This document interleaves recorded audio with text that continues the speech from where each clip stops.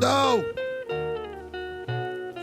I think we just have a range of 48 hours that we can get to you. Sometimes it's Monday, which we always try to do. But sometimes we got to move it to Tuesday because things come up, people. We're trying to make this our full-time jobs. We all know that you guys want this. You want to see PBL every Monday, and you guys see us roll up on our Lamborghinis and our Humvees. And you're like, yeah, they're getting paid for this quality of content? You bet your fucking ass they should be paid. But no, sometimes our duties to work and above become what we have to do. So sometimes we have to push to Tuesday. But you're still gonna get the same, you're getting a show this week. So let's all not freak out about it. You're getting a show. People, 4 minutes. It is 8:56 p.m. KTRD is going to hand over the reins of their broadcast to us at PBL Salt Lake City Rose Park. We'll be getting the broadcast going in 4 minutes. 4 minutes. Get yourself settled.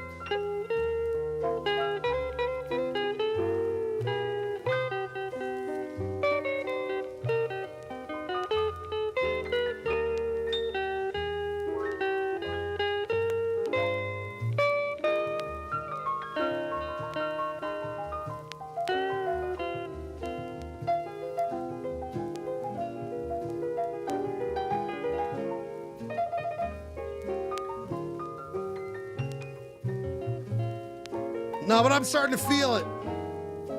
I'm starting to go, wait. We're going to have a great show. We're going to have a great show. You couldn't believe, I wish you guys could see how this, it's like, should have a camera on me because it's like watching Beethoven work. When I get going.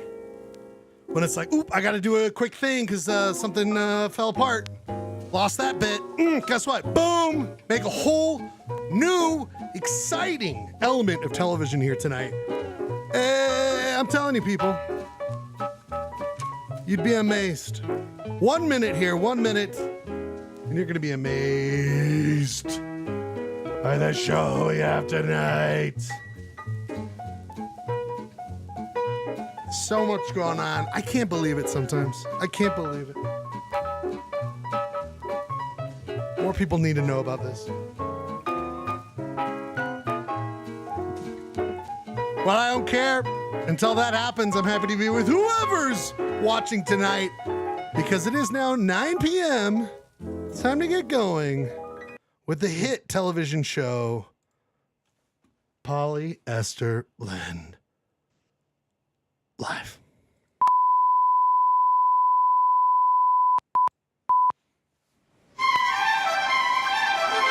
KTRD, home of the Polyester Blend Network, is now on the air. Welcome to another broadcast day.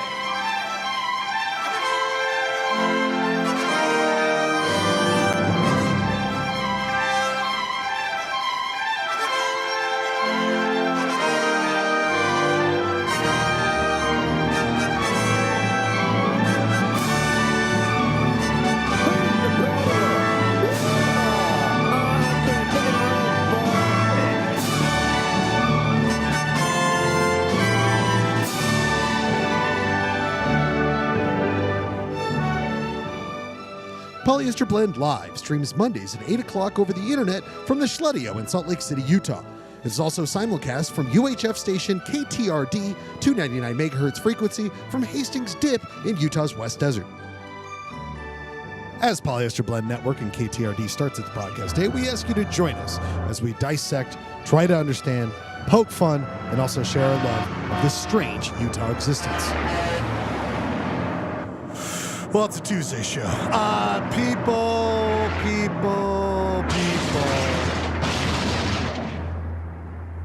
I'm telling you. And I don't want to get married ever to anyone. You understand that? You think it would be this glorious moment in your life. And you're... Like you like one thing. And then 40 years down the line, someone goes, why don't we give you two of that thing you really like? We're going to give you two of those things. Like, what? You should be happy, right? If that was a thought experiment? Well, let's apply it to sports. You get another team later in your life, so you should have 2 times the fun. No! You know why? Because they can both lose on the same night, like the Red Wings and the Mammoth did tonight, making 2 times the torture. But that means Polyester might have to step it up and make up for it. We're going to have a great fucking show. It's time for Polyester Live.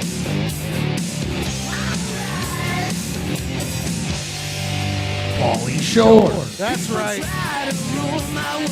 A team full of able-bodied gentlemen. 2 of them can't get the job done, Danny. That doesn't matter to me. Because my name's Ryan Schlegel, and I pack 2 full teams of 20-year-olds in me. That's how powerful I am. Who knows where I'm going with this? People! Am I in a bad mood because the Red Wings and the Mammoth lost? Yes. But you know what? We gotta this is why Polyester Blend exists. It started in the darkest of times, the pandemic. Oh, what do we do? What's going on in this world? And we said, no, just stick with us. We'll show you what's up. We'll deal with the world together, as we should. And then, frankly, we survived it. And then we're like, this is simply too good, as Tim Robinson would say. So we're like, we gotta keep going. And we are in our 6th year.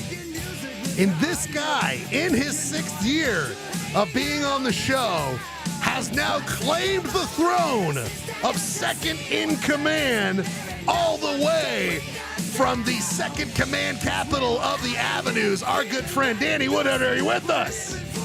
Yep, you got me. Oh my God, we are privileged. Because these other guys, Danny, they slip. They're slipping up. Danny, they're not as good as they used to be, not as on top of it. And that's why I need you. They seem, I think their commitment to sparkle motion is what I'm doubting.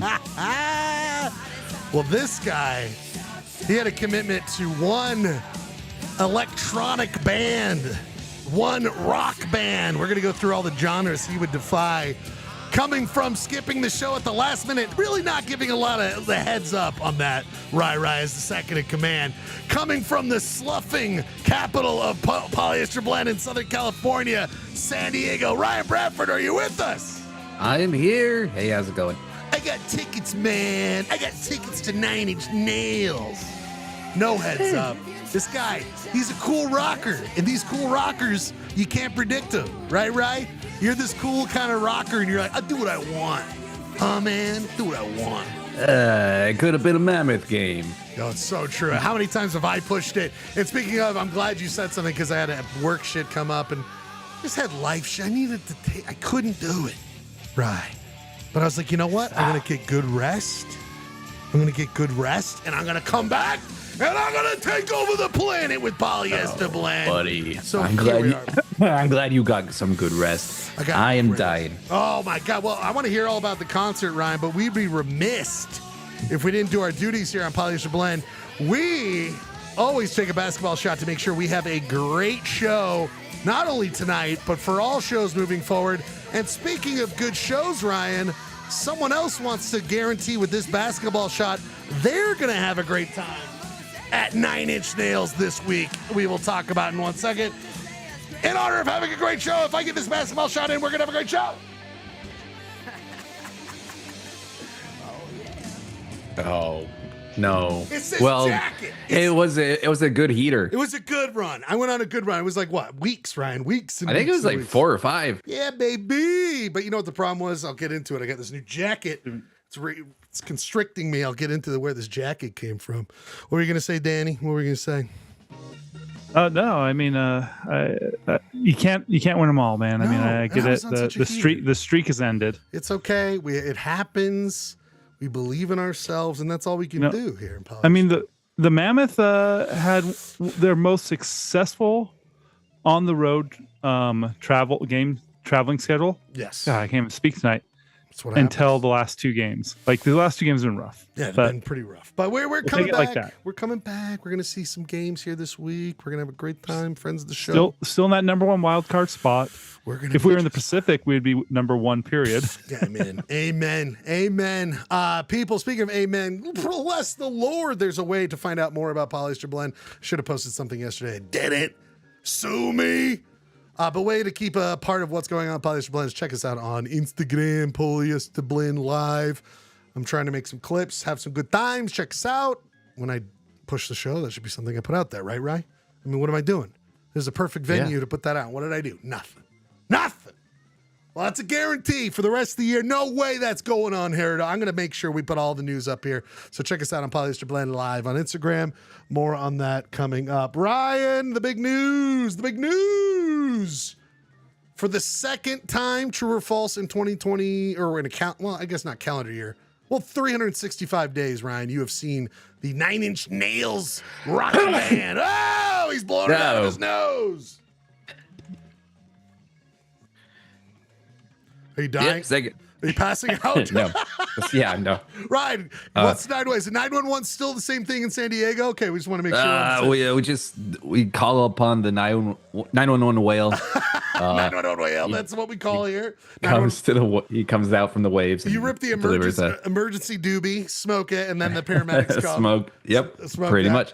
Ryan, true or false? This is your second time seeing 9 Inch Nails in 365 days, or is that false? Yeah, true. Very true. And you saw them in September in LA at the Forum. And they came to play your hometown last night. Is that what I'm hearing? In San Diego? Yeah, they were in San Diego last night. Where'd they play that? And by the way, they played the Pachanga Arena. Pachanga. Formerly the Sports Arena. That's what everybody calls it. Oh, I like Pachanga way more than I like Sports Arena. Or is Pachanga like some horrible company we don't want to be doing? No, Pachanga's fine, I think. Oh, this is where the Gulls play. True or false, right? That's right. That's right. Yeah. And we did look up at one point, and like just above everything, all the 9 Inch Nails smoke, all the 9 Inch Nails lasers. Yeah. There's a big Gulls thing right on the ceiling, right above the Jumbotron. See that? Can we not get enough of this, people? Can we not get enough of this? How'd they do, Ryan? Did they show off? Did the 9 Inch Nails, did they surpass what you saw them last time, or just equal? What would you say? I mean, it was pretty much the same show, which I said back in September. I was like, that was the best concert I've ever been to. It was good. If they come to San Diego, I'm sorry, Jessica, we got to go again. And then they did.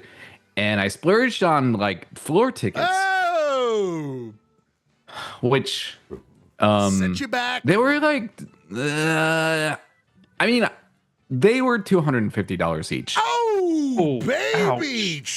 But compared to what I paid to go to see them in LA, I think the tickets were 100 something plus the travel plus the hotel. I think it was a cheaper night than when I saw them in LA. That's a good point, because you have the travel and all that stuff, but also at the same time, right? Hey, you know what? What are you gonna take that money with you when you're fucking dead, dude? What are you gonna take it? Are you gonna take it to the afterlife? Why not spend Yeah. it on the shit you want to enjoy now? Am I right? And it was so fun. I saw as I was walking around, like it felt like we were in VIP. It felt very cool because we kept getting like ushered into these secret entrances where a lot of people were also. But when I was in the lobby area, I saw. Do you know who David Dashdal Machine? Wait, the guy from what band is that? No, he's an actor. No. David what? Dast. D-A-S. I don't know how to say. Oh. Yeah, that guy. Oh, this guy. He kind of looks like Dude, a Rez. He looks like he a was Rez. just hanging out in the lobby. He was all gothed out with his with a very small crew, and I was like, "Oh my god, is your name Daniel?" And he's like, "No, it's David." And I was like, No, you didn't talk to him, Rye. You went up to him? "No," I went up to him. I said, "Oh my god, is your name Daniel?" And he's like, "No, it's David." I was like, "Oh, but Late Night with the Devil," which is a movie that he was in recently, which I really liked, and he was like, "Yeah, this movie," and he was like, "Yeah," and so that was my interaction with David Dashdal. Wow. But it was just cool because I like did a double take and it's like, I think that's an actor, and Jessica was like, "Uh-huh." I can't and believe he you was had like- the instinct to go up to him, Rye. I can't believe it. Yeah, and he was wearing like his big goth. I think they were either parachute pants or he was wearing like a very long kilt. Very goth. Sounds very Mike Heffron for those who know who that is. Yeah. The Ryan, first of all, this movie, great concept. Poor execution. Didn't like it. Didn't like it at the end of the No. day. But what a concept. What a concept, though. Love the concept. Should have been so much better. Should have been a contender. But That was a fun movie. Oh, right. You're right. Am I 2 against 1 here? 2 against 1, Jeremy. I liked it. I agree with you. I think when Sunny and I watched it, she liked it a lot more than I did. I felt like there needed to be a little more to it. Yeah. There's something that, like, I think the execution could have been better. That's what I'm saying. But I love the concept. Jeremy, where were your thoughts on this? I gotta side with you and Danny. Sorry, Yeah. sorry, Bradford. But I did have some really inspired moments though.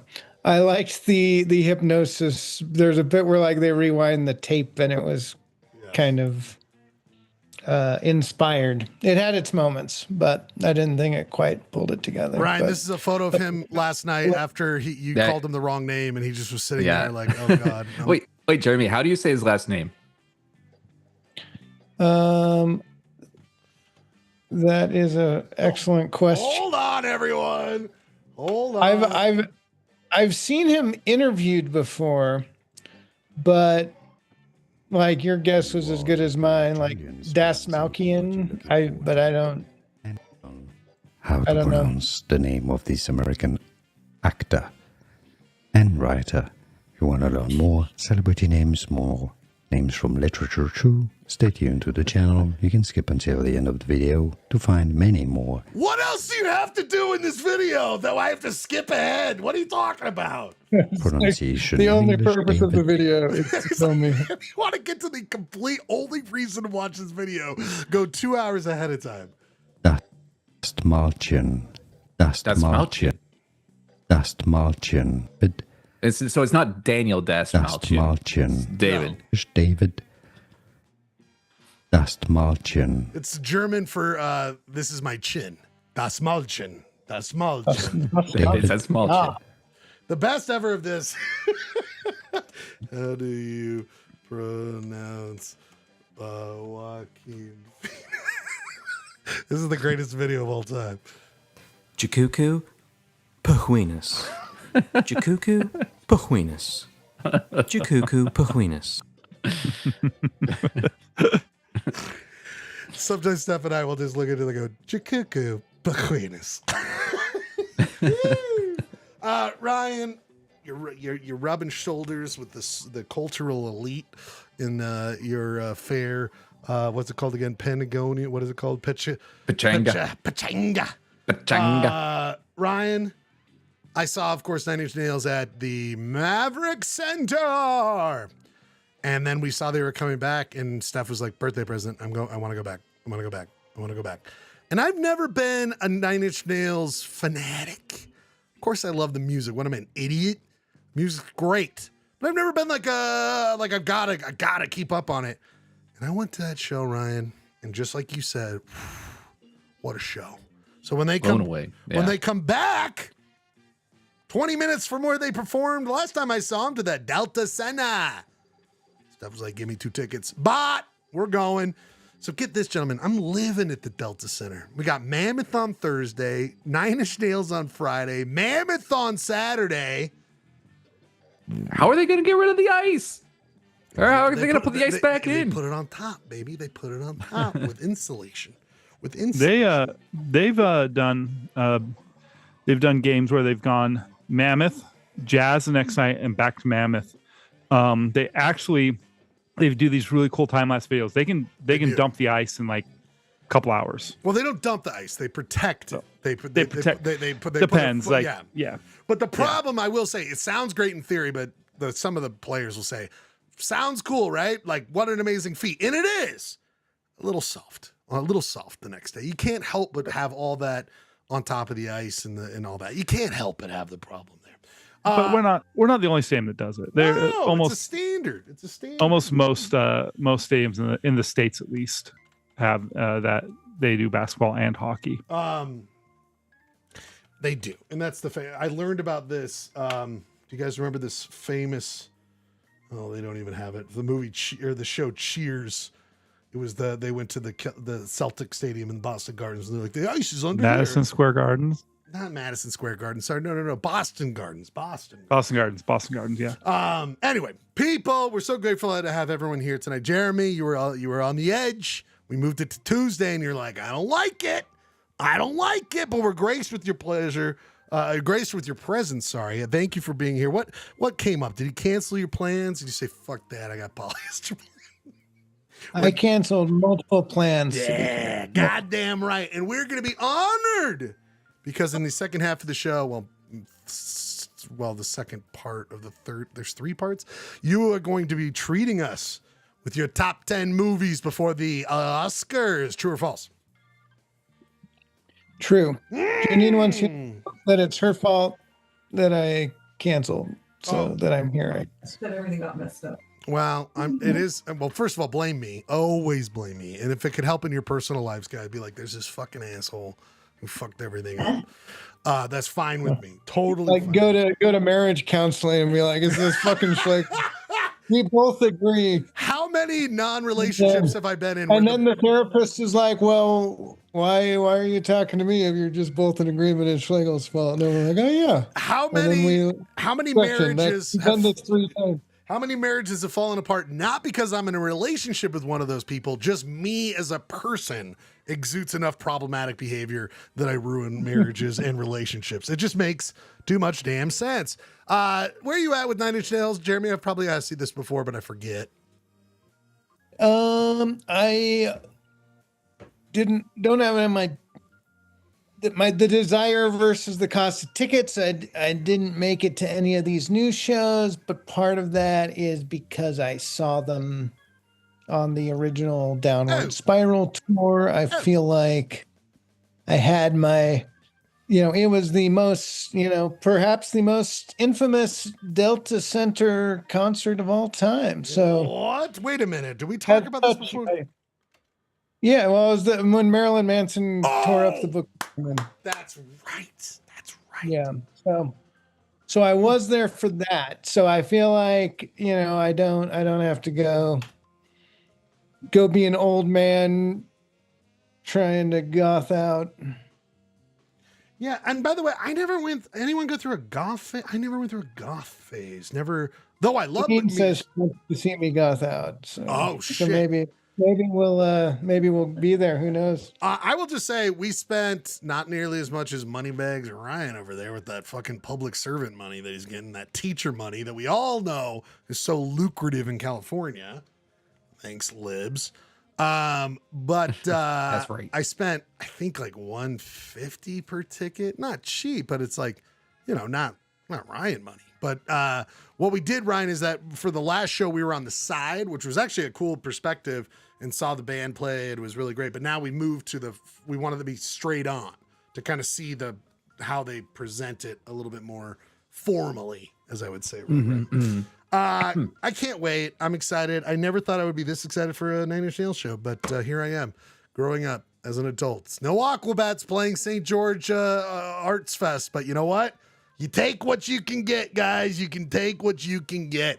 Speaking of take what you can get, next Monday, no fucking around, everyone. Let's be clear. I've got big hopes for next Monday.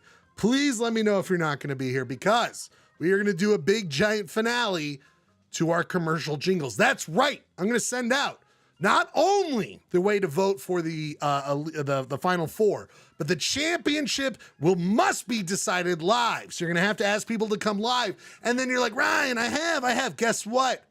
Every 30 minutes, guaranteed prizes given out on Polyester Blend. That's right. Every 30 minutes, I will have a special prize package to those who are able to answer questions, to play the games. You're going to want to be present. And then if you also vote, you're going to be in a drawing for the mega prize winner of the night. So next Monday, live, tell your friends. The finale to commercial jingles, prize night. Ryan, what do you think about this? What are we thinking? Very exciting. Very exciting. So clear the docket, people. Next Monday, Polyester Blend will be doing a great prize giveaway, amongst other things. People, we must get to it. Well, yeah, we must get to it. People, it's time for the great courts of Polyester Blend. It's time for a little bit of what we call Polyhead Courts. Poly Blend. People, this week, and a familiar itch as being an American is starting to be in the back of my neck. And I can't stop thinking about it. We'll start with you, Ryan. I bring this case. I'm not going to be the judge. I'm going to switch this out. I'm not the judge. I'm bringing this to the court. You guys be the judge on this. Guys, I'm calling this week's case. Look at that, guys. Wrong photo. Calling this week's case, of course, I ran so far away from reality, quote, all Americans. I ran so far away from reality. I'm getting the feeling, guys, like I used to with the Iraq war and the Afghans war, where you live your normal day, but you take a moment and you all of a sudden go, oh shit, there's people dying on the other side of the country right now in the name of my country. And I don't know what to do with these feelings where, you know, we do the show here, and during our time of being on the show, we toppled Venezuela. We've certainly had bombings and all this sort of stuff with the Ukraine started, but that wasn't us. But I'm going back to that feeling when, 2015, where you're walking down the street and you go, wait a minute, we're fucking killing people in Afghanistan. We're killing people in Iraq. And how weird it is to be Americans just walking around feeling this way. I don't know what to do with these emotions other than I want to point them out. I'm not saying I'm going to change my whole life and, protest every day. Maybe I should. Is that the moral right thing to do? I didn't cause this war. Ryan, do you understand the feeling I'm saying? That feeling of whatever you do in the back of your head, you're like, there's people dying right now in the name of my country? What are your thoughts? Yep, totally. I think it's terrible. Everything going on is just like so overwhelming that it's easy to become nihilistic about everything. And I don't want to be, I want to be cynical. Of course, I always want to go for hope. But Danny, you're a man with children. You're providing to the future of our country. God bless you. I mean, what was it? Do you have that same feeling with the Iraq-Afghanistan war, or what do you feel about this versus that? What are your feelings right now, Danny? Okay. So, yeah, it does have this kind of echoing feeling of, Iraq, we Afghanistan did this, again. right? We did this, and it was But fucking horrible. I don't hate this. Ooh, Danny's on the side of feeling maybe Iran was close to the nuke.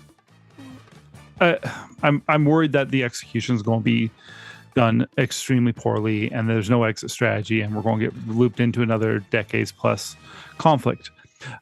But on the other hand, everything bad that has happened to the Middle East funnels through that area, through that country. And Bold statement. this is long Bold overdue. statement. But if there's not regime change, I don't find any point in this.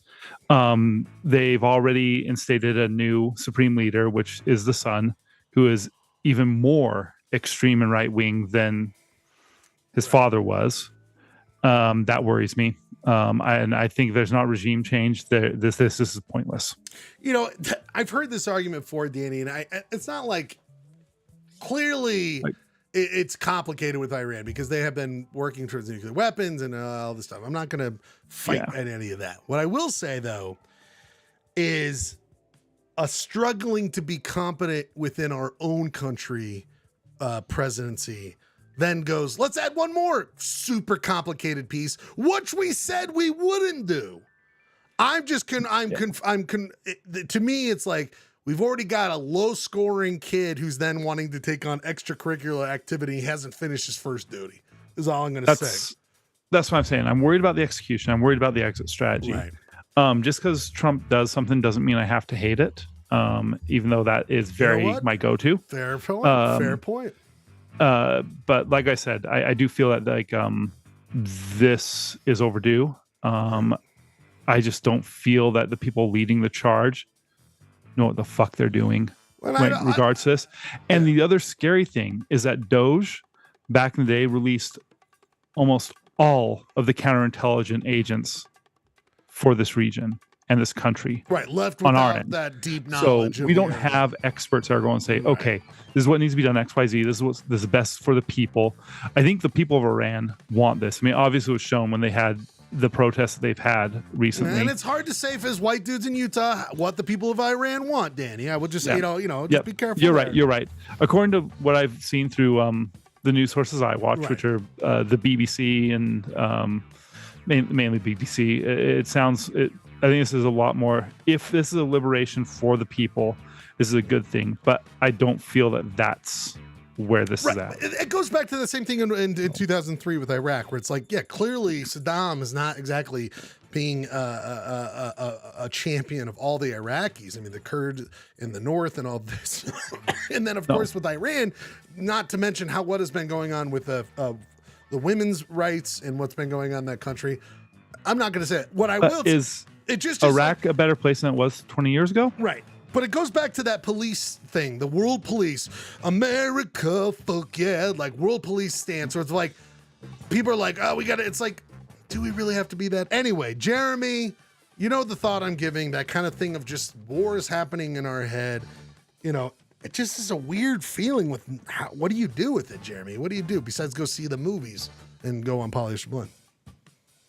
Yeah, I mean, you just fall deeper and deeper into a well of despair.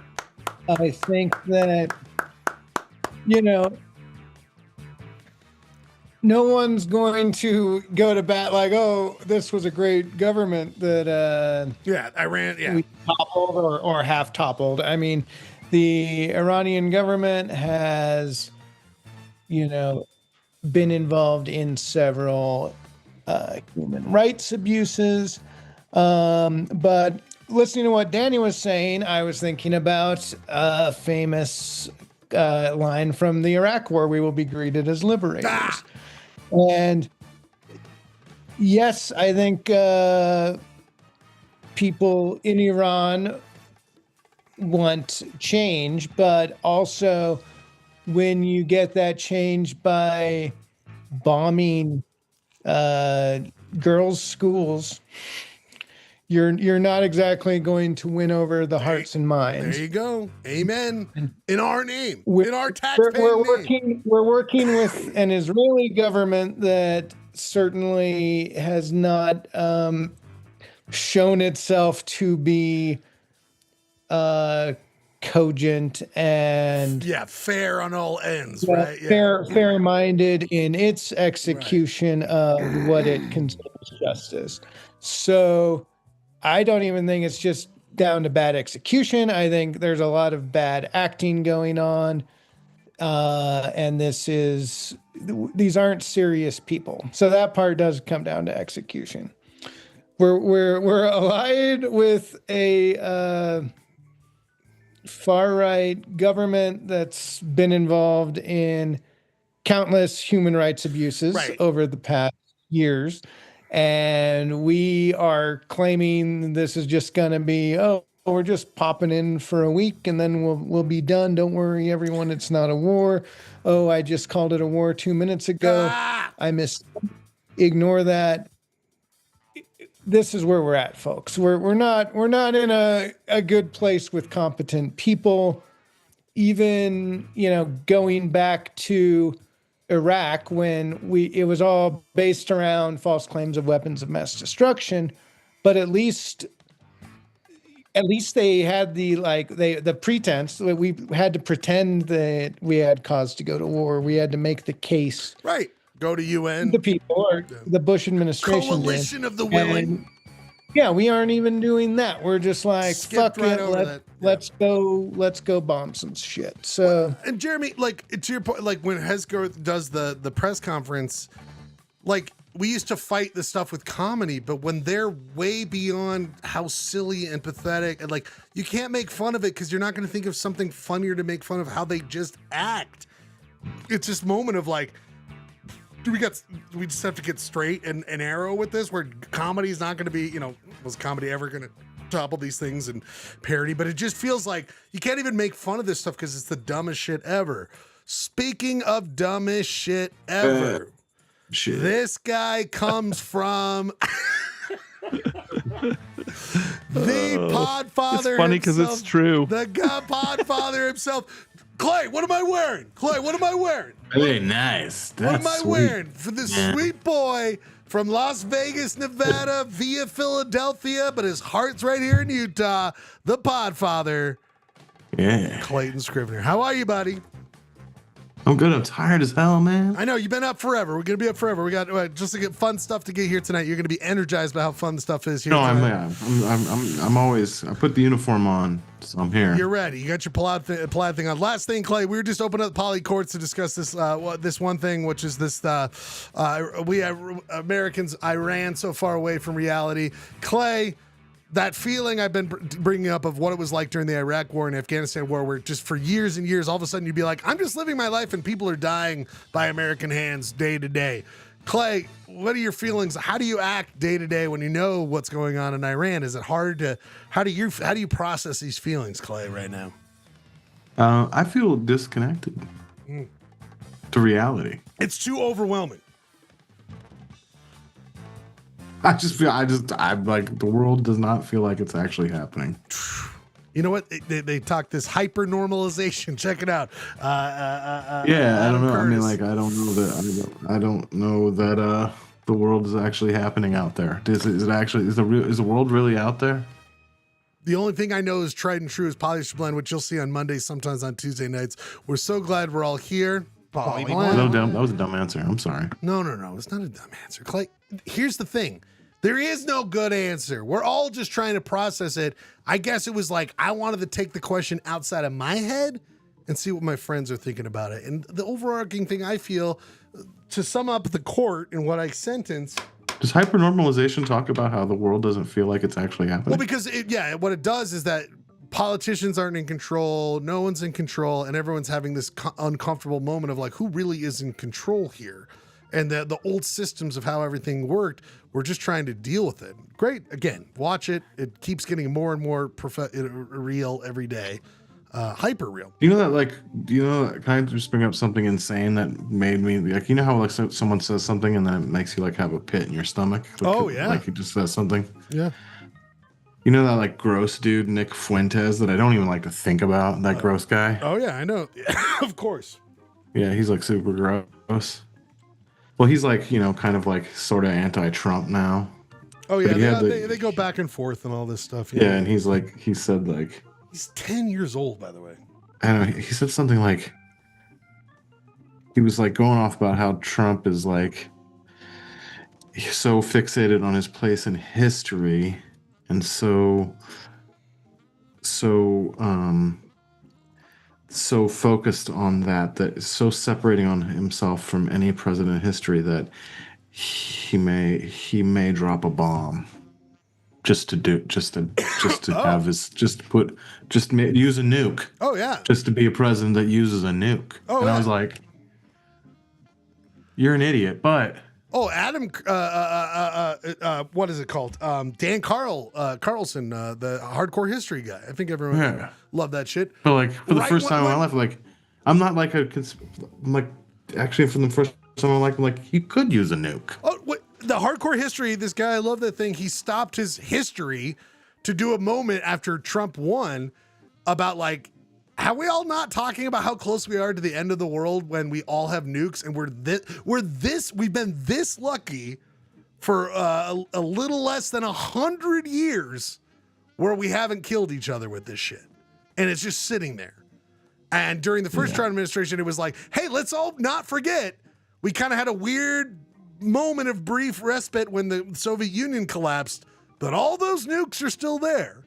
And to your point, Clay, it takes crazy to finally press that button. So anyway, Polyester Blend is a show we do every week. We're so glad to be here.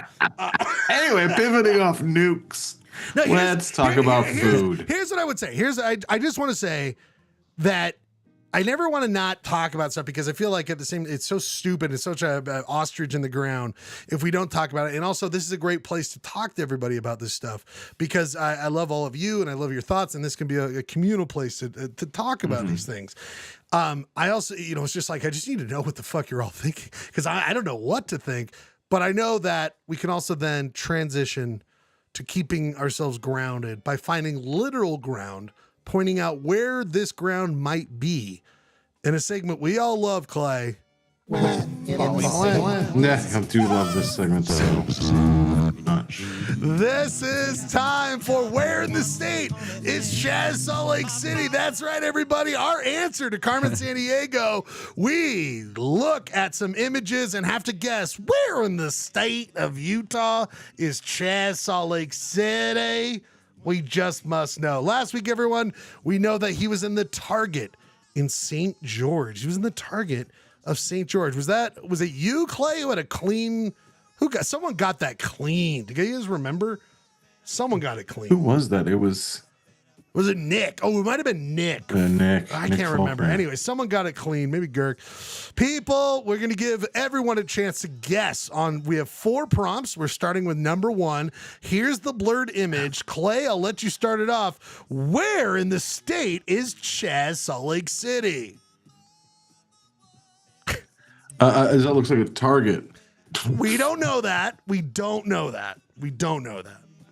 I can't ask if it's a Target. You can ask. I'm only going to say what's in the photo you're seeing. I see 5 white poles in a brick building in Chaz Salt Lake City. Is that the Target on 300 West? 300 West. What town would that be? We're looking for Salt Lake City. We're Salt Lake City Target. Oh, so you're thinking it's Salt Lake City? Yeah. Oh well, I just want to say, Clay, Man. Ryan Bradford, I know maybe you've been around Utah before you moved to California. We want to give you a chance. Where do you think our good man Chaz is? Target. And again, we don't know it's a Target, guys. We don't know it's a Target. All right, Circuit City, the former Circuit City. Okay, now that doesn't exist anymore. Is he gone back in time to Circuit City? Oh, I'm so sorry. Danny Woodhead, you started off the show. Where do you think Chaz Salt Lake City is based on this prompt here?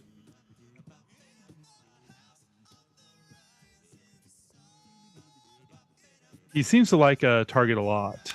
That's the last couple, maybe. Yeah, sure. But I'm going to go with another red logo. Ooh. Is he at the new Trader Joe's that's out in is that West? Is it Bountiful? Not Bountiful. Is it West Jordan? Is it West Jordan? Could be. I'm going with that. Okay, West Jordan Trader Joe's. Jeremy, and you can work, of course, with sound engineer Janine if she's there in lockstep. We've got Chaz out there. Where is he? Brick Road. Kind of looks like maybe a commercial based area. Doesn't necessarily scream home. I mean, because of the bricks, I was going to say the Target on Brickyard Plaza. But You know, they're because where else would they build a target out of bricks? It makes so much sense, Jeremy. But when you almost said like the target wasn't in Salt Lake at all when Clayton asks his question. So that makes me think that target's already been ruled out and I need to think about the other targets in my life. By the way, my memoir will be The Other Targets in My Life. The Chaz Salt Lake City story. What do you think, Jeremy? Targets in my life. So yeah, you did rule out all the Salt Lake targets, right? I would say the city of Salt Lake is not this week. Yeah. So, Janine, where's a good target that this might be? We don't know if he's at a target, guys. You guys keep assuming. I mean, the last 4 Chaz Salt Lake City has been a target. Could that be a coincidence, guys? Could that be a coincidence? Could that be a coincidence? I'm seeing a lot of red. You guys I'm just seeing keep brick. assuming that shit. Jesus. Yeah, why would we assume that, Schlegel? Why would we assume it's at a target? Guys are taking. Just because. What is that logic? It's some logic problem you guys have where you jump to conclusions. Jesus. Jeremy, what do you think it is?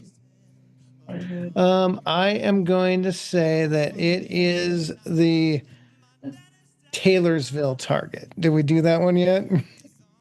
Well, we have not done Taylorsville target. I don't know why we would just assume it's all targets, but Robert Gerke joining here late. He was too busy watching the Secretary of War's speech over and over. He's here to really pay attention. Where do you think Chaz Salt Lake City is this week, Greg? I was watching sled hockey in the Paralympics. Oh, send me my $5, Clayton. Yeah, I know. What? So I think I recognize this little fence here, and I think you gave us a hint with the brick. I think this is the TJ Maxx in Brickyard, which used to be in Salt Lake City, but now it is in Mill Creek. Wait, they didn't annex it, did they? Yeah, they gave it back. They gave it back. Isn't that Holiday, though? The actual city? Mill Creek. So when I ruled out Brickyard Plaza Target, I was working under false pretenses. Well, the Brickyard, the Target is actually in Sugar House, which is Target's still in Salt Lake. Okay, but not the TJ Maxx. People, is it the whatever Gerke said? TJ Maxx and Brick? TJ Maxx Home Goods in Mill Creek. Brickyard. Oh no! I'll just let you guys look at this real quick, and then come back because no one got it right. We'll guess after the music break. Oh, oof. Okay, we got a car there. Oh, it's definitely a target. Why do you say that? You don't know that. You don't know There that. could just be there's just a red ball there. It's okay. Just a bunch of red balls. Could be like a fun giant dodgeball game. It could be a Circuit City, an old Circuit City. Thank you, Ryan. The only one fucking standing up for Circuit City. Speaking up for Circuit City, we have so much going on tonight. We got Jeremy with his top 10 movies. We've got... Guys, I made a Utah Cities quiz because I was worried Jeremy wasn't going to be here, but we got Utah Cities quiz. And then we've got topics, a tight show here tonight. We've also got music breaks. Smart songs is what Clay said when he's trying to battle. Smart. Speaking of smart, join us next week when we have a great show. Dumbass world. We need some smart. We do need that. People, we got to get to a segment we all love. It's time for a little bit of hyper-local news and discussing some of the news of the week. It's time for Point of Order. Everybody. This is a segment where we look at news, go over the hot items. Ryan, I think everyone else here we've discussed this with, and I want everyone's thought on this because one of the scariest, horrible, and it turned out to be very horrible moments in rural Utah in the recent years has happened. Ryan, were you familiar? Did you see us tracking this, Ryan, on our thread? The Wayne County, that's right, the entire sheriff's office of a not very large county says stay at home. All three deputies said stay at home. I mean, Gerke, exactly. Like 4 dudes for a huge, think of how big geographically Wayne County is, Ryan, where Teasdale is. You've been. Oh, wow. They say this, Ryan. Asking all residents to take extra precautions, keep lights on, keep the doors locked, remain home of this evening as possible. Multiple law enforcement agencies are currently in the area. But like, Ryan, you're in rural Utah. Isn't this the kind of fucking nightmare of like, don't go outside. You're in rural, like, all stop. Right. Did you see this? No, I missed this. But did they explain why? Or We're going to get to that in 1 second. But my question as a horror fan, Ryan, you were famously one of the craziest stories ever, Ryan. You're in Hawaii during that infamous "the missiles have been launched" moment, right, Ryan? Right, yeah. You were part of one of the craziest, like, isn't the world really ending moment? And Ryan, I've always, out of 100% being it is over versus 0%, where were you when that, you said a guy ran down the beach saying the missiles have launched, right, Ryan? Or can you explain? Yeah, he was just like running down the beach, like screaming. I was like, "Oh, how much did you that think ain't good." How much do you think it truly was over at that point, Ryan? Or were you blotto so you don't remember? No, I was emerging from the ocean. I was doing Emerging snorkeling. from the ocean. It was kind of like 10, 11 a.m. It was a nice morning swim. Nice. Did you think it was real, Ryan? Did you think it was over, or were you kind of skeptical at that time? I had no idea. It was like the most surreal 30 minutes of my life. I think I leaned toward, yeah, this is real. I think. Okay. And I just had this like outstanding hope that they were aimed toward other islands. Oh, right. Not you. Couldn't possibly be Not you. me. Not, yeah. Well, anyway, Ryan, I bring this up because think about what it would be like. And, and also, I don't know how much these people in Wayne County are checking their Facebook, Clay. Like, I mean, unless you go door to door, I don't know, Clay. Like, I had to text my mom. She at least, they had the neighbors were talking about this. My mom was down there with Tony. Mm-hmm. Tony's, he's to the teeth. With guns, so I wasn't worried about my mom. Tony would have fucking Rambo'd that shit out of there, right? But Clay, you've been in rural Utah to get a notice of like you're at a camping spot. You just get like enough signal. It's like stay inside your tent. Like it's really horrible. It's very scary. What your thoughts when you saw this, Clay? This story is just one of those, like, just a random psychotic break, dude having a random psychotic, and like just such a random that he was there. That this happened. Any direction. He could have picked any direction. So Ryan, it came out that this 22-year-old kid from Iowa, like, notice this kid coming at you, freak the fuck out. He apparently he looks like Pat Munger 10 years ago. Well, I think it was targeted because he was mad about Come and Go getting purchased. Right. It was a lot of feelings there. He was looking for Jeremy. But they did a good job in this art, really going through. But in the Trib one, I forgot that. But anyway, so he turns out, like you said, Clay, he's in Iowa around the New Year's. He's broken into a Iowa State Park cabin. Is like he's got weed, he's got video games, he's got his guns. He's just chilling out. Mm-hmm. They come in. He goes, "I've been waiting for this." Apparently, he's on bail or something like this. Takes his truck, and to your point, Clay, just goes. Mm-hmm. Who knows if he chose a right? Who chose if he took a left? He runs into an elk in Loa in Wayne County. Truck is random. And I looked at the truck, didn't see blood. Maybe they wash it up. I don't know. He then sells the truck just for whatever he can get from the scrapyard that took it. Stays one night in Loa, and if you know Loa in Wayne County, what do you stay? Like the one Snuggle Inn, which is the cutest place to stay, and don't ruin the name of Snuggle Inn. But he's like, sure, the truck's a little banged up, but I got this elk in it. I got meat for days. And really, it's the elk's fault. The elk set these dominoes in motion. And that it's true. And do you think about? But that could be a whole horror movie. So he's in Loa.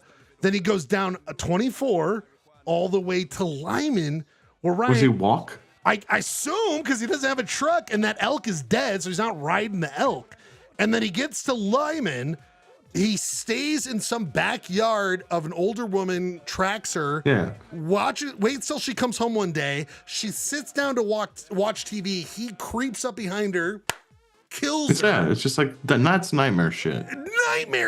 Takes her Buick doesn't like a Buick. This is fucking like Fargo crazy shit. Yeah. Gets all the way to near Teasdale, where my mom lives, around here in front of the Coxcomb trailhead, right here. And that's just total random.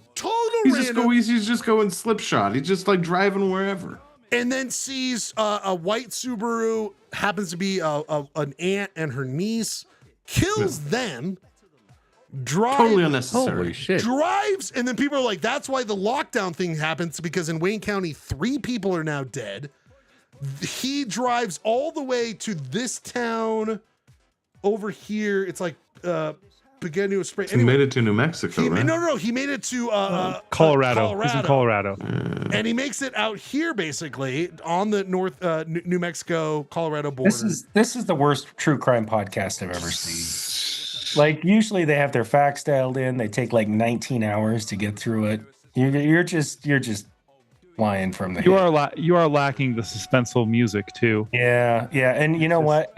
What kind of sheets do you use? Because that's the staple of every true crime podcast is they have the ads for your sheets. Your special sheets. I just want to say the support I get during a live show from my friends is always so thankful. And I thank you guys for doing that. People, Ordah! You're getting gurkied hard, man. Getting gurkied hard. Anyway, also LP knew one of the people, so. Oh, that's horrible. Again, why do we bring it up? Because I didn't want to do a whole fucking show about it, Gurky. We're not going to save it for later. But what I wanted to bring up was just this, to your point, Clay, the randomness of it. Again, Fargo. Totally. Just like the evil in people you don't know about. Some kid from Iowa who's capable. It's right up there with the Trolley Square, massacres. Similar. I mean, it's a similar thing, right? You go to Trolley Square 1 million times. Right. You know, and you show up the day where that random dude was randomly had a psychotic break and decided to shoot Trolley Square. Well, it's just like the randomness of it all. That violence can happen in the most remote places, in the most, like this is the one place where it should be a refuge. That's what I was going to say, from Clay. that shit. You know that Polyester Blend, we've done the show from Teasdale. This area of the planet is where I feel like I'm more connected to the ethereal, to the heavenly, to the feeling isolated safe. from the problems of the universe. Exactly. But then it's like, no, those can show up. Shows up. They show up wherever it can be. Well, you're thinking, how many cops are there? How many actual police officers are there in Wayne County? We talked 2? about this. So Loa is where the county sheriff is. If you have a problem in Hanksville, dog, good luck. Yeah. Hence everyone having guns. You know what? I think I speak for everybody but Danny, but we are so happy that you were escaped unscathed. Thank you. You're not making up for the fact that you made shit in my recap, by the way. You're not off the hook. You're in my shit list. I'm right just now. saying it could have been better. It could have been better. Glad your mom's safe too. Thank you. My mom, that's who we should be thinking about. And anyone else who lives in the area. I'm thinking about your mom. You couldn't have made it worse, and you Polly, did. I hope you're not watching right now. And you did. The last thing was a friend of the show, Alex and Chris. They own a house not too far from where the actual fucking murder happened. It's crazy. It's fucking crazy. I do assume that the longtime locals down there know how to take care of themselves. Well, that's the thing. There is that lock and loaded, oh, no one's coming on my fucking property type attitude. And I'm not talking about like the new transplants that are like, oh yeah, let's go down. This would be a great place for us to do our commune or whatever they do nowadays. But the normal people that have been in Teasdale for 20 years plus, if not more, they're just like, of course, all of them. And the horribleness. You know that there's people on the porch with a shotgun or like a like a good old hunting rifle and like I can guarantee bottle of scotch going, I hope this motherfucker comes on my yard. I can guarantee, my Danny, sand. my mom's neighbors, some of them stayed up all night with a long range rifle, with a sidearm, with night vision. They're all rocking. They've got like fucking the latest deposit of all that shit. When they got a Bin Laden, where it's everything is clear as day. They see everything. But that's just how scary it is. Like, he had already gone 6.5 hours away from that whole thing. Anyway, just horrific. Point of order. Ordah. Don't kill anyone. Just we'll get you out of the situation. Speaking of don't kill anyone, we would be remiss. Oh, where is it? Shit, where is it? Oh, Burgess Owens, guys. We're in the final days. Wah, wah, wah, wah. Is there anything you guys want to think about before Burgess Owens is done being a representative of the state of Utah? Clay. Well, I mean, you know, I've got some breaking news to put you at rest, put you at ease. You know, we're losing Burgess, but you know, someone has thrown their hat in the ring for U.S. Congress that you might want to put on your radar. You know, friend of the show, long time. Wait a minute. Wait a minute. Long time content source. Wait a minute. You're not saying my man. No. Wait. Santa Pinata? Honey James medicine. Wait, Clay, who is it? Phil Lyman. People! Whose music is that? Oh man. Oh, Gurky broke it. Gurky broke the news. We got Gurky. Oh my God. Put his hat in the ring. He's coming up. He's primary. There he is. Yeah. Let's keep it. Wow. I mean, who was it? Tank guy. Rosa Parks. This shirt. Phil Lyman. That shirt I don't want to spend a lot of money on, but I definitely want that shirt. One of the greatest shirts of all time. Rosa Parks, Tank guy, I think a Native American and Gandhi. It was like yeah, who was it like? Who was the Native American? Sitting Bull? I think it was Sitting Bull. Gurky, you're best friends with Phil. What's going on? Why did this happen?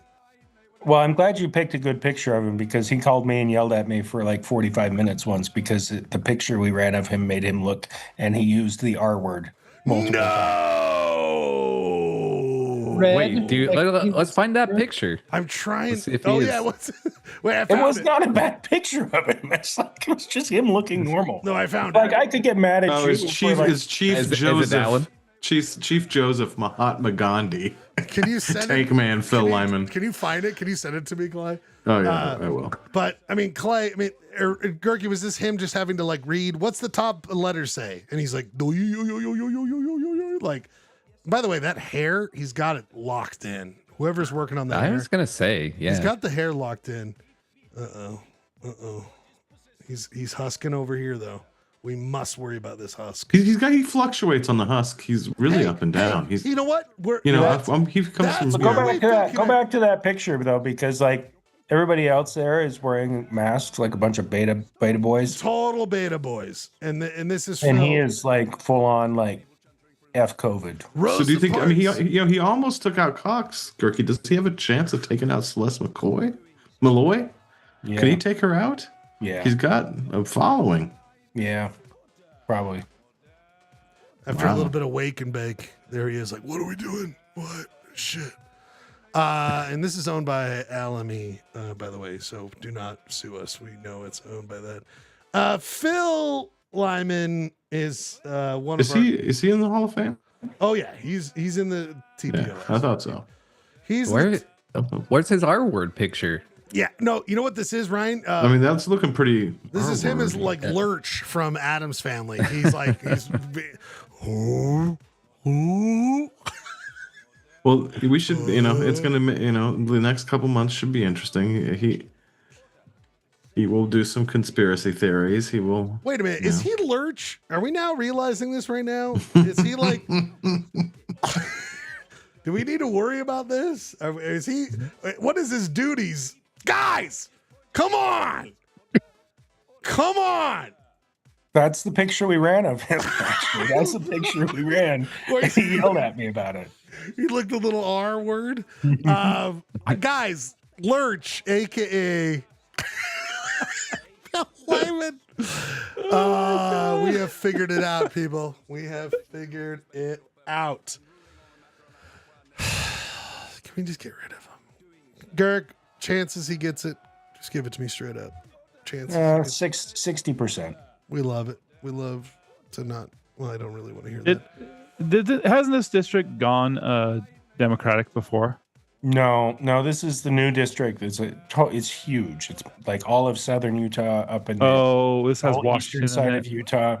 It's got San Juan County. He'll be like a pig in. Oh, Yes. this is what I forgot. Girk, can you give some explanation on this? Was it truly that close, or was it made up to be more? This is from your favorite website, by the way. Yeah, my favorite website. Yeah, long-time listener, first-time viewer. Was it truly this close, Kirk? And if people don't know, there was an attempt by the Republican Party to split Salt Lake County. Is that correct, Kirk? So yeah, the bill sets up a process whereas 1/3 of the one-third of the municipalities can pass resolutions to withdraw from Salt Lake County, and then it goes on the ballot and everybody can vote for it. The bill came up at the very end of the session, like 11:58, 11:59. The clock's ticking. It's ticking. Was there talk that they were going to do that, Kirk, or was it like we're going to do this last minute? It was a bill that actually was didn't pass last year, but then they came back this year. So yeah, I don't think it was a surprise. It may not have been covered very well by the local media. Well, there's one local media outlet that's doing a great job, Kirk, and I don't know if this guy should ever let go of another one, but that's my feelings.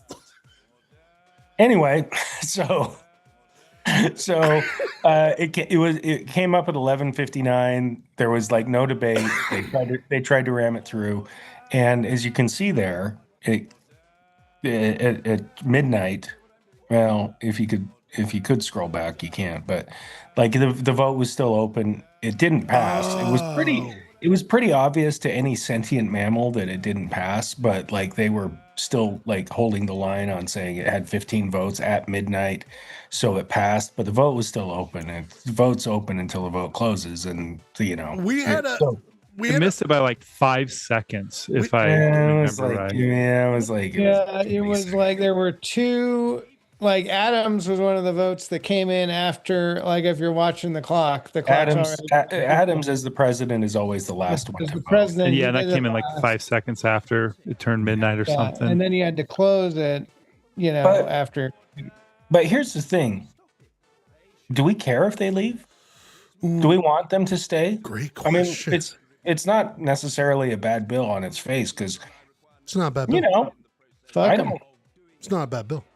But what cities would we lose in Salt Lake County? They don't want to be a part of the greatest county in the state, perhaps the world. Then that's Salt Lake County is huge. It is massive. It is like what cities would leave though? Like get down to like we're talking like Riverton, Bluffdale, Harriman, West Jordan, South Jordan, maybe Draper, but I don't think so. I don't think Draper, West Jordan, but also like.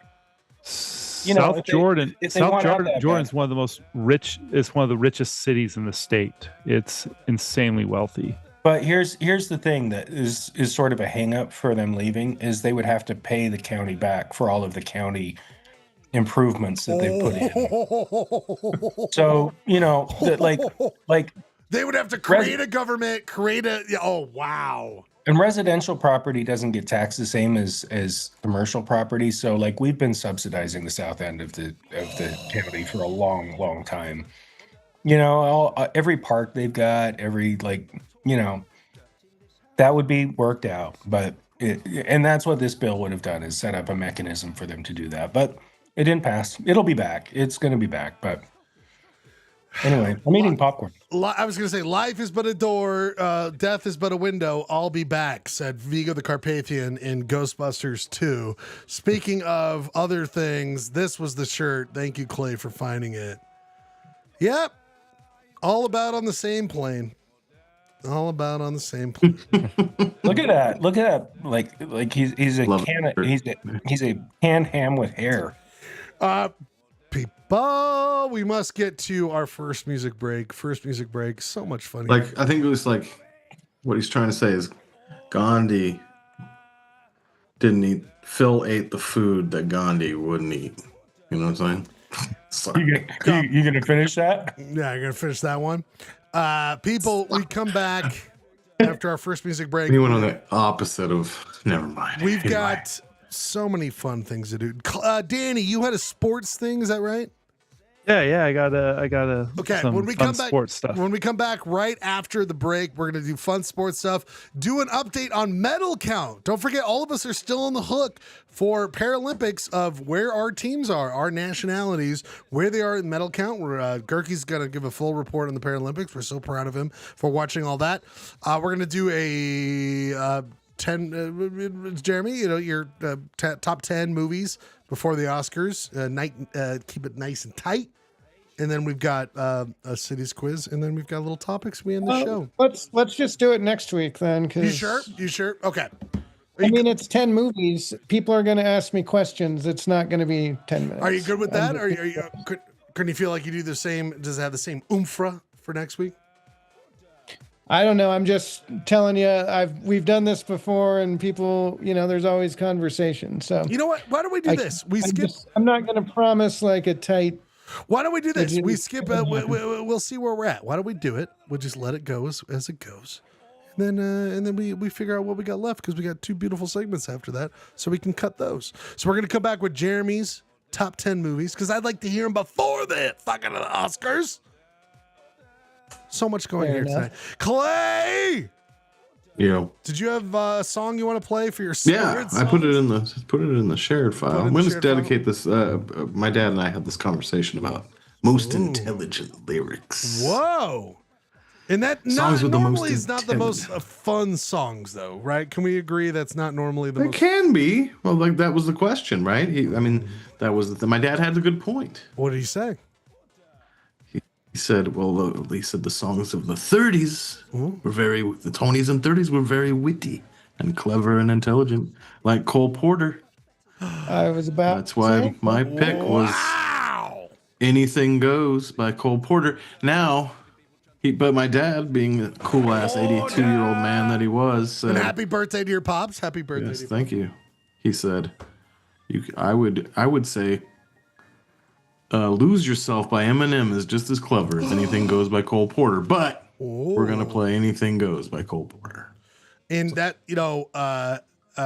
what Ryan, you were going to play Gray's, what's his name? Oh shit. We'll come back with I was going to play System of a Down, the smartest band in the world. I was going to say Bradford's going to throw in some real big fish. Right. Got to sell out, baby. I mean, it works on so many levels. I'm telling you, the message that still works. We'll be back after one music break for sports. I can see you throwing sell out in there as protest. We'll be back after this with sports, then Jeremy's top 10 movies. So much good show here to be here. People, thanks for being here on a Tuesday. Polyester Blend, Smart Songs, Cole Porter. Sure. 3 minutes, people. We'll be back in 3 minutes. Yeah.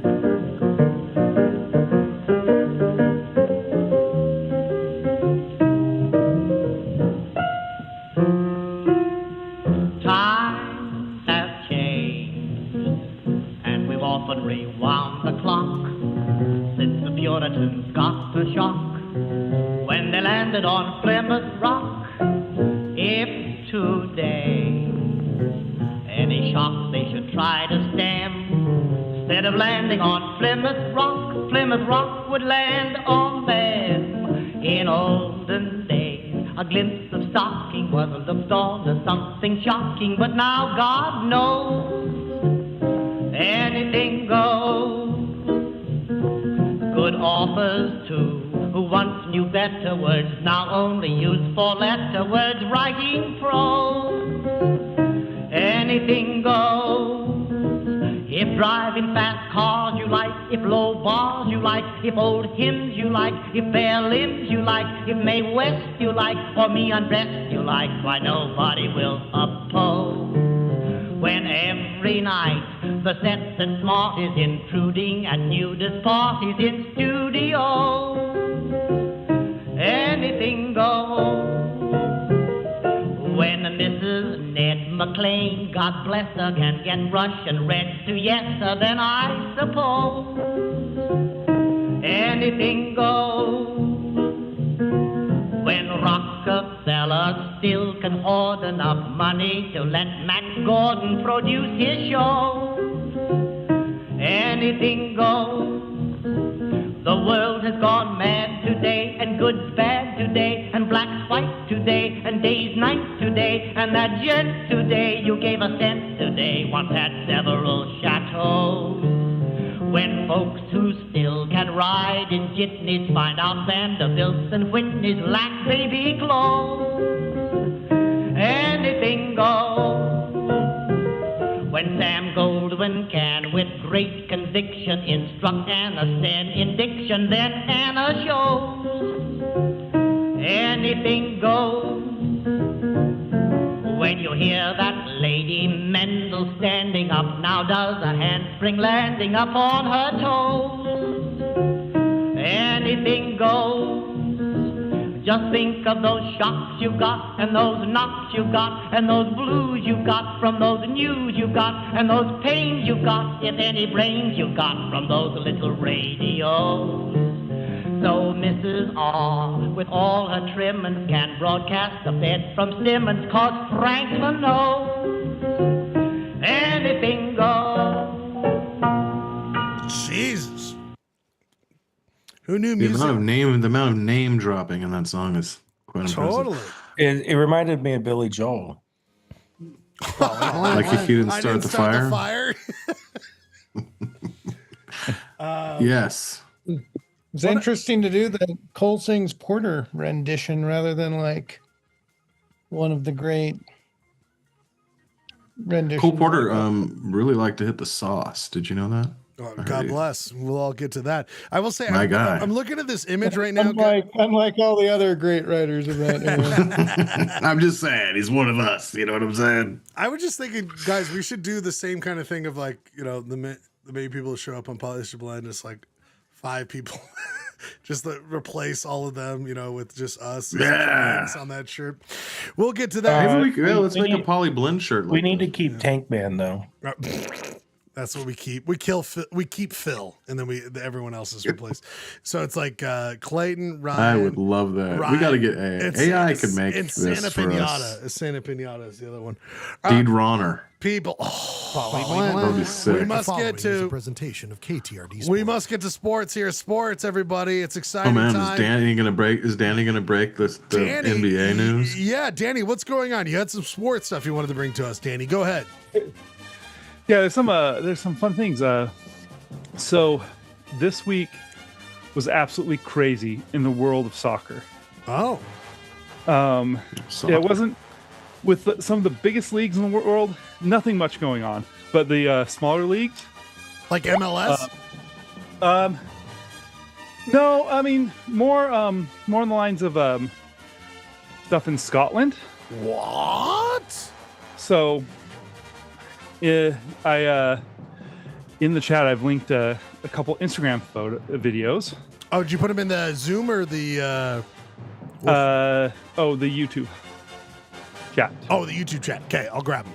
So, I'm going to throw this out here, and I don't know if has anyone ever heard of The Old Firm on the chat? Doesn't sound familiar to me. It is. I have, but I'll let Danny explain. Yeah, I Of course, Jeremy does. This is probably one of the most violent, extreme rivalries in sports in the world. I mean, it's in the top 5. So the Old Firm is between Celtic and Rangers in Scotland. Now, these two clubs, it's not just like a hatred between them. This was built between the Rangers have always been back in the day, the Protestants, very loyal to the crown, that type of situation where the Celtics were, very much against the crown. Catholics, want Scotland to leave the UK and all that. And it has grown to be just insane. Like the hatred between these two clubs is just nuts. They played in a cup match this week, and did you put it in the YouTube chat? I couldn't find it there. Yeah, in the YouTube chat. I can send it to the Zoom. Can you put it in the Zoom one? Thanks, buddy. Yeah. I can do it in Zoom. I can do that. He can do it. He can figure it out. Yeah. So, got it. there's going to be two fun little videos here. And let me get him up on the big screen. Let me get him Yep. up on the big screen. And so for the first time in, I think, 8 years, they allowed Celtic visiting fans to come to Ibrox, which is the Rangers stadium. And Celtic won in a penalty shootout. And all hell broke loose. Do we need audio Celtic for this? fans Or? jumped into the field after they won, which caused the Rangers ultras to jump back on the field. Rangers are in the blue, and this is one of the funniest things. At the beginning of this video, you see a Celtic fan just run up and just kick some poor police officer, security guy in the head, like Holy a full-on flying shit. kick. And where you said this is in Scotland, or where is this? This is Scotland. This is in Scotland. Scotland. And you see flares go back and forth. And so since this is happening in the Rangers Stadium, it's called Ibrox Stadium. I don't think Celtic has won at that stadium in something like 40 years, and vice versa. Rangers have not won in Celtic in over 40 years. They just don't win away. That Holy shit! it just went nuts.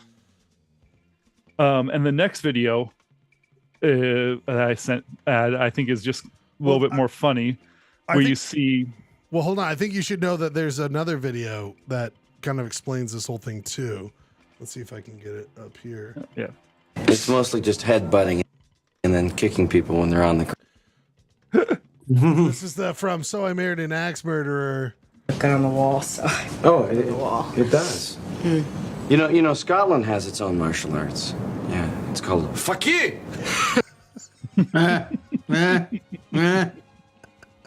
So this next one. Good. So the next video, I find Holy shit! Just why the is it going security after guard the security? He's getting tripped by some fan. Danny, how often you've been to Scotland? Does this represent the people of the Fine Nation of Scotland, or just at their worst? I've spent a lot of time in Scotland. I used to work in Glasgow, and it's not just, the hatred between these two clubs is absolutely insane. It's one of the things, if you're in Glasgow and you're wearing a Rangers jersey, you might get sucker punched. Holy shit! Type thing. It's not pleasant on that side, but yeah, it's I love Scotland. I actually, it's one of my favorite countries to go to and visit. Danny, Jeremy, have you been to one of these games in Scotland? I know you're a traveler. I'm a Hibs supporter, so I'm Hibernian in Leith, which is is basically you wouldn't. It's so close to Edinburgh, you wouldn't really realize. Hearts and Hibs. In city, yeah, and Hearts is the rivalry there, but in that rivalry they don't like each other, but it's not because both of these teams are traditionally the old firm. These are the two best teams in Scotland, pretty much. Right? They are almost, if not every. But Hearts is up. Sorry. Yeah. But yeah, occasionally there are exceptions such as Hearts, but usually those two teams are the two top teams. So you've got that on top of them hating each other. That's great. I just today I was watching an interview. It was Bob Costas. This guy Brody Brazil on YouTube. He keeps doing good work. He keeps talking about Salt Lake, so I keep watching him. But he had a great interview with Bob Costas, and I think everyone here probably hates Bob Costas. I kind of like Bob Costas. Am I wrong for liking Bob Costas? I think he has an interesting way to talk about sports. I like his knowledge and all this stuff. But they were talking about Brody Brazil brought up this point that you don't understand football in England, and I don't know if this is just in England, you guys. You can let me know if it's all UK or all that. But they don't let you have a beer where you can watch the game. You have to drink. How does this work? You have to drink the beer within the concourse. So they don't allow alcohol, and most stadiums don't allow food. Some do, some don't. It just depends. But alcohol has to be consumed, has to be consumed within the concourse. So one of the things that I've done every time I've gone to games like in the UK is you drink beforehand, and then when you get there, you get to the stadium early, have a few drinks, and then you buy tickets, like pre-buy tickets. Like you're like, oh, I want 3 beers, and as soon as halftime hits, you run into the concourse, give them your tickets, and they literally have tables laid out, just pre-filled beers. They hand them to you, and everyone just pounds beers for halftime and tries to get back to their seat before kickoff. But it seems like they've decided that's a better solution than having beers during the game, I guess. It's a projectile thing. Ryan, they flagged you for 9 Inch Nails where you had to drink in the concourse. They wouldn't let you because you were going to nail Trent Reznor, right, buddy? Oh, buddy. Yeah, they put me on a watch list. Don't you? I'm going to nail that Daniel, that fucking actor. I'm going to nail Trent if you give me a beer. I'm going to fucking nail those pieces of shit. All right. Well, amazing stuff. Danny. And one more quick thing. Please. Later that night. Is there another one? A game happened in Brazil. And it was a Brazilian Cup final game. I added a video into the chat. Guy, look at you doing the work. Look at you doing the work. And so you can just let this thing play, and I'll kind of talk what's going on. Save. So this keeper gets super aggressive. Ooh. Is that Rudy Gobert? It could be. No. Anyway, he's spreading COVID all over that guy. This fight breaks out, and like I said, this is a cup final match. Brazil. This fight completely breaks out and goes on for 7 minutes. There you go. The refs just eventually get to a point where the refs go, this is so out of control. They just left. That's a lot of All refs. officials just left the field. Whoa. They didn't issue any red cards or anything until the next day. And there was 23 red cards. Was the game suspended? Just ended the game? Yeah. I mean, the game was almost over too. That's the thing. It's like it was in extended time. This is it's just nuts. There's one funny part where I think you'll see this guy in the purple arms right here in the middle, like kind of like put his hands on his head, like, what the hell's going on? And then he just turns around and kicks someone. Oh God. So this thing goes completely nuts, and some of these players are looking at lifetime bans. There's one guy in here. His name is Hulk. Hulk. I see him right there. Yeah. So he's kind of a famous Brazilian soccer player. He played in Europe, then he moved on to other clubs and came back to Europe. He's kind of at the tail end of his career. But so this happens. 23 red cards. Both teams are looking at massive point deductions, which would relegate them next season. This thing just went on, and both teams are like sharing photos of like all the players, like bumps and scratches and black eyes that happened. But this thing, like I said, it went on for this brawl went on for 7 minutes. This reminds me of you guys trying to figure out where Chaz Salt Lake City is. This is crazy. I mean, it would have been funnier if somebody got punched and he fell down on the ground and rolled around on the ground, and then they sprayed him and then he got up and he was fine. Oh yeah, that's the typical soccer fight. Schlegel, you would appreciate this one, and I don't have video. I'm sorry, but I'm sure we could find it. I saw a match, a hockey fight. Buffalo versus the Tampa Bay Lightning. There were 6 players. Danny and I were talking about this before. Probably the best hockey game ever. No, Gurky, you're right. So the best hockey game ever happened this last Sunday. The score was 8-7. Fights throughout, but the thing is that Gurky, the NHL's afraid to promote it. They're afraid to promote that's the most exciting version of hockey, which is there were 4 players in one penalty box and 2 in the other, and it was just like damn. And they were sitting on each other's laps. There was no space. And Gurky, you're going to see on Thursday, but this Mammoth, every game, the last 3 games have been really doing the fisticuffs, and I love to see it. People, real quick, Oh, go ahead, Jeremy. Well, hold on. Well, one, I wanted to say just real quick, when I was in Belgium, I The got to following go is a to presentation of KTRD Union Sports. Saint-Gilloise, which has an old school standing section, Oh. no seat, all platforms, and they do not have those beer rules there. Everyone was drinking beer and smoking pot in the stands while singing along. God bless. But also, real quick, click that top link in the chat Oh, that yeah, I I sent. had that. Yeah, let me just pull that up real quick. So I know you guys aren't soccer experts, but you all know usually the goalkeeper is not one of the substitutions in the match. Usually the goalkeeper plays the whole thing. Sure. So imagine a scenario where the goalkeeper is subbed out 17 minutes into the match when not injured. What? And I saw this happen today. It's as a soccer goalkeeper, this is heartbreaking. Why does it do this? I just want the fucking. I mean, as an Arsenal supporter, it's hilarious to me, but especially they're all bad, but the first goal and the third goal especially. They subbed them out for who? That third goal for their backup keeper. Look at that third goal that What? just happened. I saw it. What Did the? you all see that? It was kind of, the window was bouncing around. Because it doesn't let me. And this is a round of 16 UEFA Champions League match. So this is a big game. Is this how you're watching it, Jeremy? Did they not do it on YouTube? They don't get the full screen? I would love a full. This is where I found the link. I'm sure a full screen, but because it's copywritten, you can only get it. Oh, yeah, that makes sense. It'd be who has UEFA? CBS?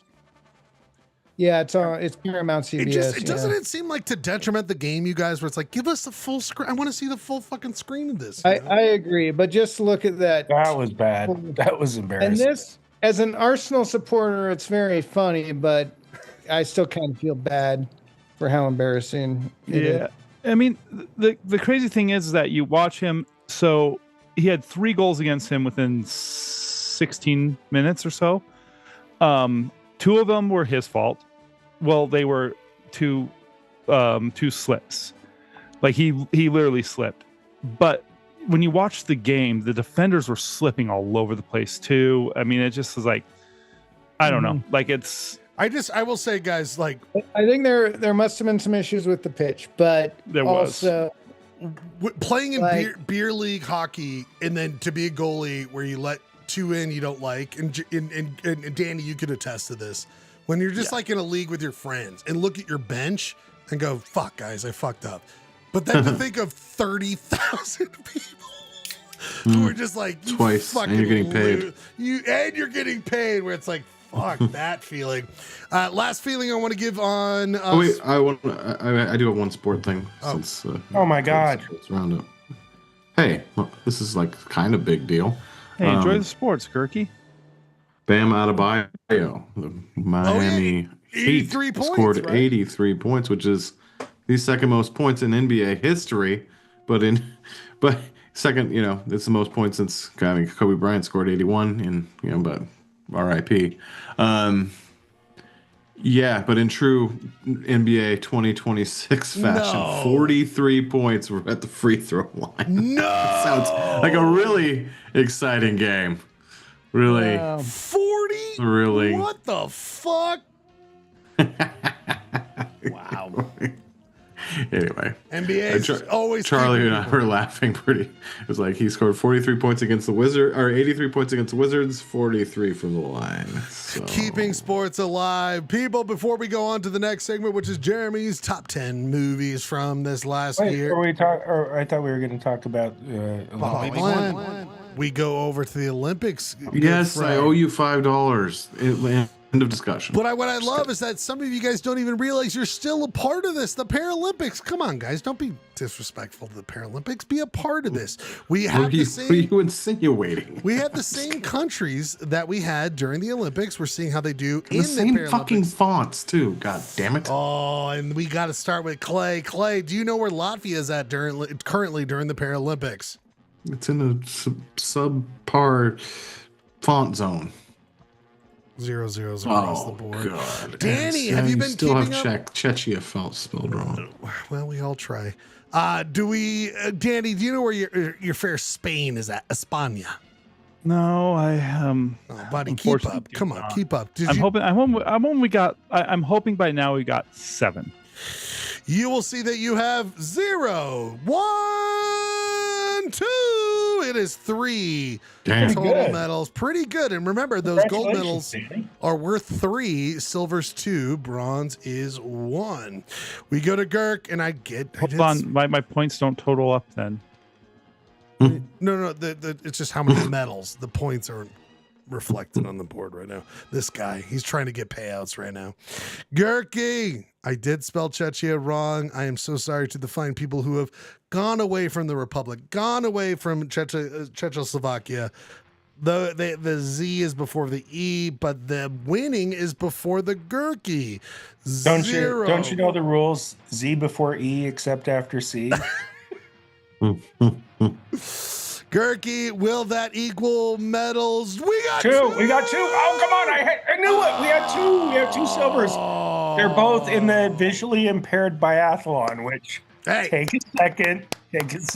Dude, remember about during the that. summer, do you remember visually blind soccer, which was one of the most amazing sports? It was so much fun to watch. But, so fun. But okay, the visually impaired biathlon, so they cross country ski and then they shoot. How do they know where to shoot, Gurky? I don't know. But they did it well. They did it second best. Enough for not the right spelling to get there. Jeremy, you're a big Belgium man. You love the Bears. You love going there. Do you know where currently in the Paralympics Belgium's at, Jeremy? I have not been following their Paralympic escapades. Oh no! Would it I'm a back person. Would it surprise you to see that you have given as much attention as their medals?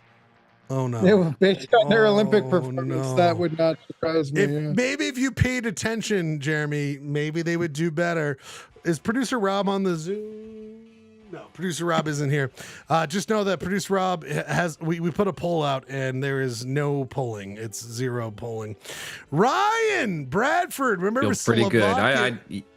Slovakia I haven't been paying attention, but I feel pretty good. Now, Slovakia, you remember during the last Olympics, I'm not going to say normal because that's going to be problematic. I'm just going to say the last Olympics that happened 2 weeks ago, they got no medals, Ryan. Where do you think Slovakia is right now? I'm going to say 2 medals. Oh, baby. You nailed it. Yeah. You nailed it, brother. You nailed it. 2 medals, bronze. Total guess? Now, gentlemen, we must go to the country. I thought I would support something meaningful, and you guys didn't really. So I did Ukraine because I support those people going through shit. They did not medal at all 2 weeks ago. Where do you guys think the Ukraine medal count is this time? Probably a lot of recent paraplegics there. That's what I'm concerned about. That's what I'm very dark, but very, probably accurate. Guys, Four medals. It's worse than that, Gurky. It is 5 bronze. It is 2 silvers. It is 3 gold. Wow. 10 medals. Those are putting up good numbers. Holy shit. Putting up good numbers, Ukraine. Yeah, but also like to what Gurky said, like, To what price? To what are they price? paying? They didn't medal at all during 2 weeks ago.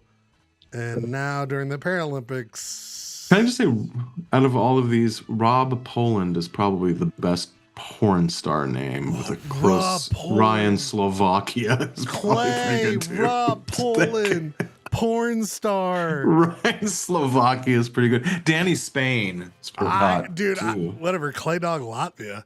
Clay Dog Latvia is It should be Clay spicy. Dog Lap It Up, but it's going to be Rob. You know what? And the name of the movie is Husky Boy Country. Rob Poland in Husky Boy Country. Boy Country. Coming, this is how many scenes. This is how many scenes I'm in. coming Ryan, to, you're putting in good work with 10 scenes. 10. Anyway, we wanted to get that in there. People, this guy's Husky boy this guy's done the country. work. We've got the Oscars next Sunday. True or false, Jeremy? True or false next Sunday? That is true. People, this what are the chances of Husky Boy Country winning a medal? winning an Oscar. Well, I always think, The Avian Awards.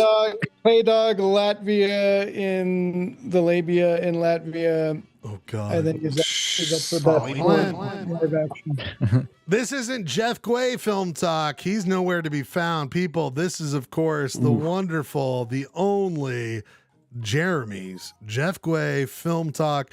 He goes over his top 10 movies of the year leading up to the Oscars this I thought Sunday. we bumped this. Oh, okay. Oh, no. People would have been hurt if we did that. Let's get to it. Jeremy, what do you got, baby? Bama Well, what was that, Yerky? Bama Adebayo. Just scored don't. the I'm trying to fix Go, it. go, go, go, go. God. I'm muting. I have no idea what's. He's just reading nonsense. Either I'm having a stroke or Gerky is. I'm not sure what's or happening. both. What if we all had a stroke at the same time? That'd be the dream. Oh, Go on a live stream, imagine that. What if we all had a stroke? Husky Boy Country Part We 2. would get numbers, people. We would get numbers. Jeremy, take it over. Well, number 10's always tricky because there were a good number of really good films in this past year, but I'm going to give the number 10 slot to Mary Bronstein's If I Had Legs, I'd Kick You. I can't wait to watch this. I can't believe I haven't watched it yet. The Real Nightmare Through Alcoholic Parenthood. Something Gerky knows a lot about it. Hello. So it's a comedy. Oh, it says comedy drama. So it is funny. It's funny, but it is. I mean, It's Conan rough. O'Brien in it, but it is a psychological. O'Brien. Huh. funny- It's streaming right now. I can't remember. It Rose, might be. Rose Byrne, I think, never really gets the credit she deserves. She's If great. you watch her on Platonic, she is the best thing in that show. Yes. And whenever there's like a scene where she's playing like drunk or stoned, she's absolutely amazing. And her character here really loves wine. And, you know, there's some scenes that the Utahns will enjoy where she's trying to buy wine late at night and can't get any. But very, very good film, quite funny, but also it's kind of an anxiety dream of a movie because she's got her parental anxiety. There's a water leak in her apartment that becomes significantly more than just a leak. She's got a sick kid and who you never see, you only hear, but it helps build this tension. So Where did you see it? Did you see it at Broadway or did you? I saw it at the Sundance Film Festival. Oh, it was in Sundance. Okay. back when Utah hosted the Sundance Film Festival. In fact, I hosted in Salt Lake and Park City, Utah. I know most people don't know that. Speaking of Sundance, big hit at Sundance was my number 9 film, Come See Me in the Good Light, which is Ryan White's documentary about Oh, you talked about this. This sounds. poet Andrea Gibson's battle with cancer, Jesus. which actually she was able to come to the Sundance screenings. Oh, that's amazing. Which this is a film that's just it works well as a biography, but also and kind of a capturing the artist and her work, but also capturing the the grieving process, but also a joy for life. And I think that's what made it so successful and like connect with audience so well is that it's not just a like, oh, I've got cancer downer. It's really about kind of embracing life and loving life. So You brought I it up don't know. last year at Sundance, and it sounded so amazing, but just like goddamn brutal. Just like, of course, I'd love to watch it, but Jesus, oof, oof. Number yeah, 9. and I wasn't really thinking about Sundance when I made my list, so I'm only thinking about it now. But my number 8 was also a Sundance, and so was my number 7. But after that, we have a little Sundance break. So what is your number 8, baby? My number 8 is Peter Hujar's Day by Ira Sachs, who I don't always love his films. Which, Ira, isn't that a Park City fucker? Anyway, Park City. Well, I think sorry, Ryan. I feel like this guy lives in Park City. Sorry, we grew up near this guy. Anyway, keep going, Jeremy. So I'm just free. Are you thinking of like Brandon Sex? I'm thinking of Brandon Sex. I'm thinking of Brandon Sex. Anyway, go ahead. Oh no, his father grew up in Park City, Utah. That's what I I'm just looked it saying. up. I swear he's Is cousins. his father Brandon Sachs? I think I was unaware of a. I think we knew one of his like other like his a relative, Ryan. I think we grew up with one of his relatives. Apparently, your relative probably is related to him because he had some Park City connections. But yeah, he was born in Tennessee and he went to Yale. Like we all do. He tends to be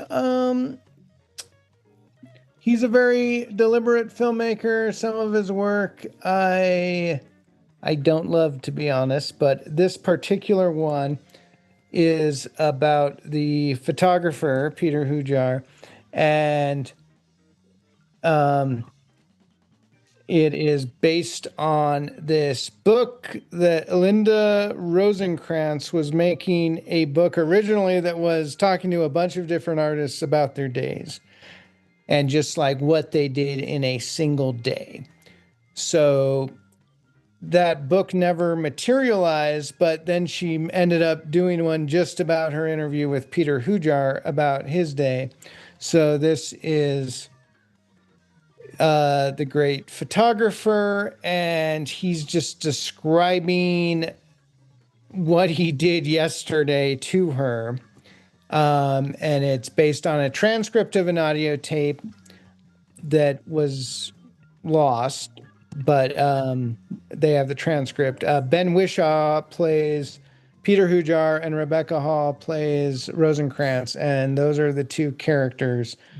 But it's this just very kind of meditative film where they're just hanging out and he's talking about what he did yesterday, which, you know, compared to what the average person did, probably it's a little over.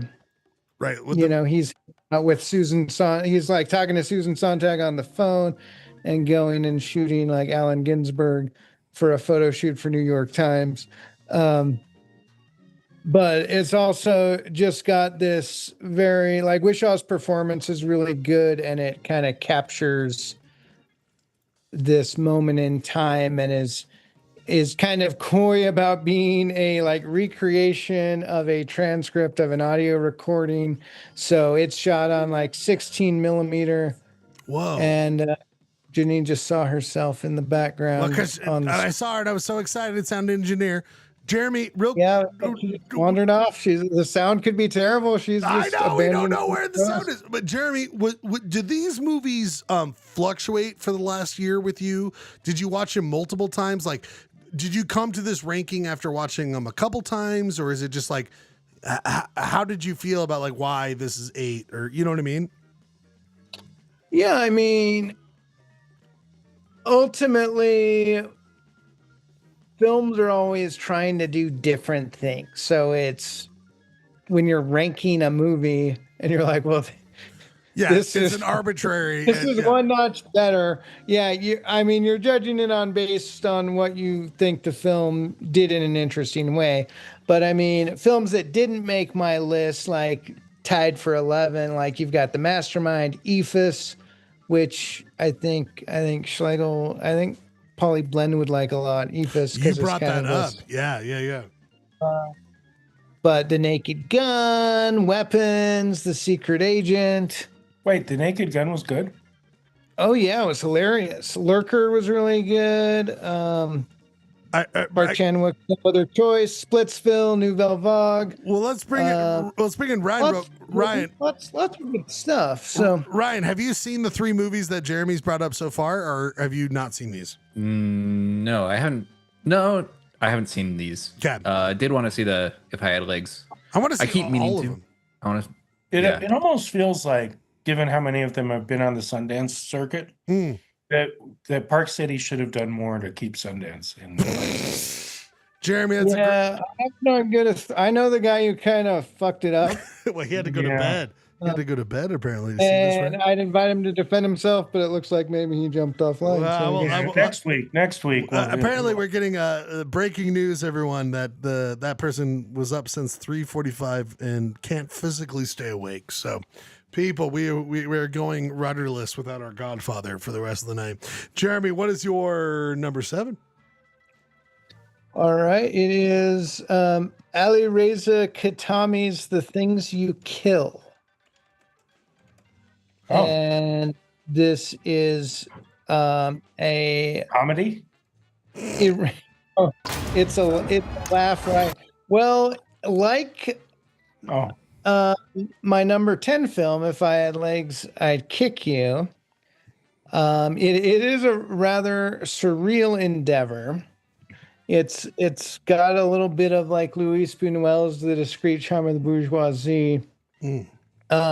So it's set in Turkey, and you have this professor who there's some weird circumstances around his mother's death and this relationship with his estranged father and this gardener he hires to help like avenge. And then he starts talking to the gardener about like avenging the death. And there's this kind of both actor switch and that part of the reason I compared it to Louis Buñuel. It's kind of like Louis Buñuel and Robert Altman's Three Women. It's very unsettling and weird, and it's an experience. And there's angry dogs and murder and all sorts of stuff, and you kind of have to watch it and experience it. But it's a Turkish film. It's set in Turkey. It's set in Turkey. As I mentioned, the director's Iranian Canadian. Whoa. So obviously, making films in Iran is rather difficult. We might hear a little more about that later on in the list. Yeah, Trump's making that easier. Wow. Number 6, my friend. All right, number 6, we have Ryan Coogler's Sinners. Oh shit, it's 6. Which has the single best shot of the year. Yes. Which we discussed previously. I think Gerke didn't like it because he has a thing against black people, but Gerke didn't. So which shot are you referring to? Did you watch it, Danny? Did you watch the? Yeah, this is a great movie. It's a beautiful movie. It's going through the timeline of music. It's the one shot. Yeah, the centerpiece shot, the one that attracts the vampires so much. Yeah. And then it ends in the fire, but it goes through, and then you're seeing the like Japanese dancing tradition. Jeremy, what a fun concept! What a fun you know what I mean? Like Ryan, it feels like a Stephen King or just like a fun yes, that should be an idea for a movie. Thank you for making that idea. You know what I mean, Ryan? And I've seen the movie a few times now. I got to see it in 70 millimeter in Oakland. Humble brag. Kugler Town. Yeah, well, not really humble, but definitely a brag. But that we watched it twice when it opened here. And like the first time that shot starts, once you know it's happening, you watch it again and it's still exhilarating. But I feel like when you watch movies, when you're a cinema nerd, it's those kind of moments, and you don't always get those where it's just like the camera tilts down and you see the DJ scratching, and you're seeing the like African musicians. It's really an amazing shot. I also think, it's a great movie. It's a great meditation, like kind of, it's half like the Blues Brothers, half. Wow. Half like the Blues Brothers. No, I'm glad you said that. I never thought about getting ready for a party. Like I never thought. Get the band together. Get the band together. No, I never thought about that. Celebration of this culture, but also, this kind of horror meditation on how the culture was ripped away, which you have the kind of literal like clan character element, but then you also have this supernatural element.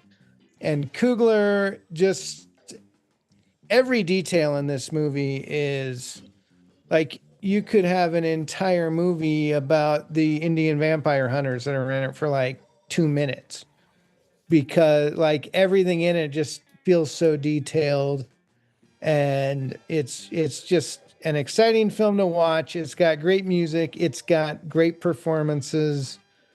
Never bet against Delroy Lindo. If he's in the supporting cast, he's gonna give you a few glorious moments, as he does here. So, Ryan, you saw it before I did, and then we joined up on July 4th, and we watched it together. Blown away by that movie. Have you watched it since, Ryan, or does this still hold high in your movies of the year? Yeah, I would not be upset if it won Best Picture or everything. Yeah, I love that movie. I think it's like, I think it's just like so kind of like out there and bringing like these like pulp sensibilities into this like kind of high art. Yeah. I think about that driving scene when they're driving like through the field, and like, not a consequential part to the whole movie, but like beautifully shot. Love that movie. Sinners, fantastic stuff.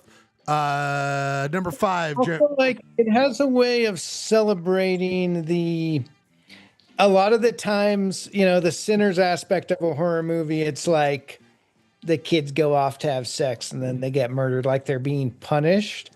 And I love that it's kind of celebrating the sinners in this. Yes. And there's that moment at the end where he's like, that was like the best fucking day ever, wasn't it? Well, I want to take a break on this, Jeremy, because you put it at number 6 and you really like this movie. Are we starting to say that maybe this was a fucking great movie year? Is that maybe where we're going with this? I think this was a great movie year because, like, I don't put something. I see a lot of movies, so if something's number 6, I'm like, it's a good fucking movie. I'm not putting any shame. scrub. No shame. Yeah, no shame. As I mentioned, I could rattle off. Oh no, we could do this. Yeah, we could. We should have. You know what, Jeremy? I look back. We should have done Jeremy's top 200 of the year. It was just from 9 p.m. till 11. We go one by one, but we need to go to number 5. But next up, we got Jafar Panahi's "It Was Just an Accident." So, speaking of the Iranian government, oh boy, this is another film that's actually, it's kind of funny.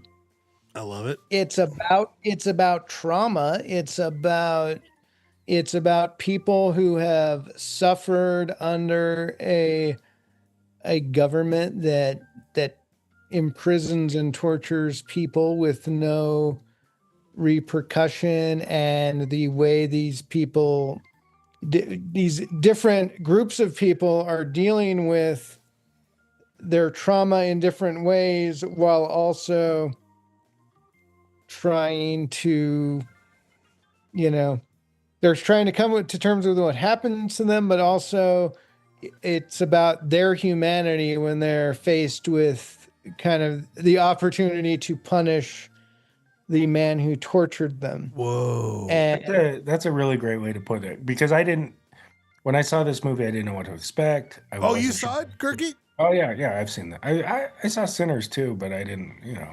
You didn't ask me. Black people, we mentioned it earlier. You were talking about.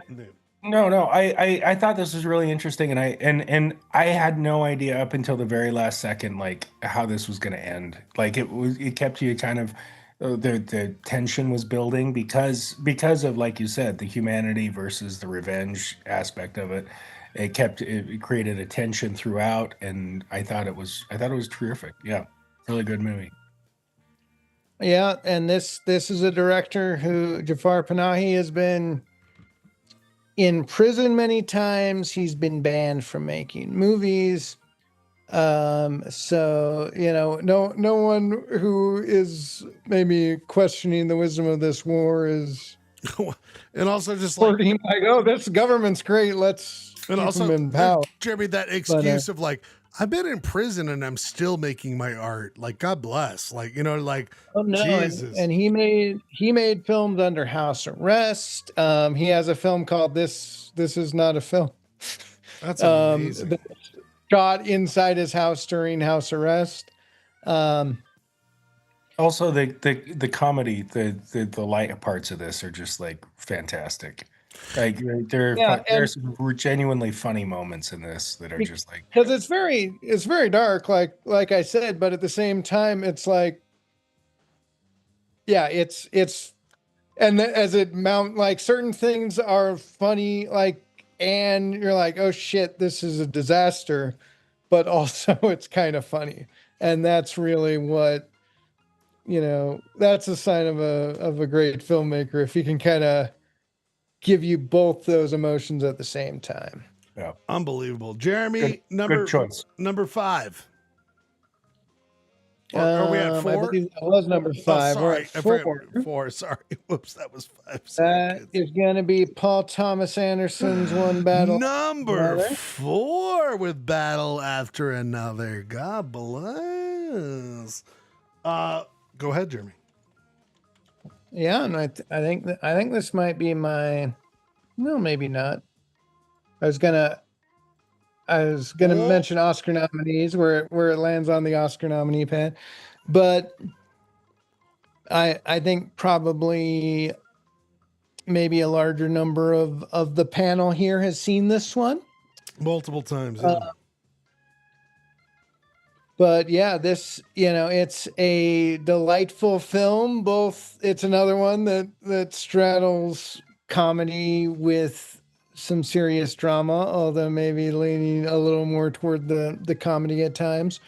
But just an extremely epic movie that has elements of the Western and has one of the craziest, coolest car chases in decades. That's it. I think the car chasing and an iconic performance. I mean, Leonardo DiCaprio has given a lot of great performances, but this the kind of zone of his character here. But Sean Penn got the nomination for supporting actor. Do you think he's going to win that? I don't know if he's going to win. Benicio. But we have Benicio as well. Was he also nominated for this one? I mean, he was great. Like every scene he was in was like, fuck that. That's a great. I'll look it up. You guys keep talking about it. Well, I didn't think he was. I believe they were both nominated. Unless I'm mistaken. Benicio great performances all around. I know it also like the Leo part. I think the thing that I will always think as being like his better part, Jeremy, is when the dude comes over to get his daughter to go on the date, and he's like, "What's up, dude? What's up?" That's like very, very funny stuff. We're looking at I'm looking at supporting role actor Benicio del Toro, One Battle After Another. Jacob Elordi for, I don't know how to say that, Frankenstein, whatever. You don't know how to say Frankenstein? I know how to say Frankenstein. I don't know how to say Elordi. Delroy Lindo for Sinners, Sean Penn for One Battle After Another, and Stellan Skarsgård for Sentimental Value. Anyway, I will say, Jeremy, Sinners had the best shot, in my opinion, but one battle after another had the most amazing shots. You know, and not taking away from Sinners because it was amazing, but like one battle after another, even the fireworks shit, the him jumping from building to building, I thought was incredible. For sure. All right. Well, we're ready for number three. All right. We've got Luis Ortega's Kill the Jockey. Wow. I've not seen this.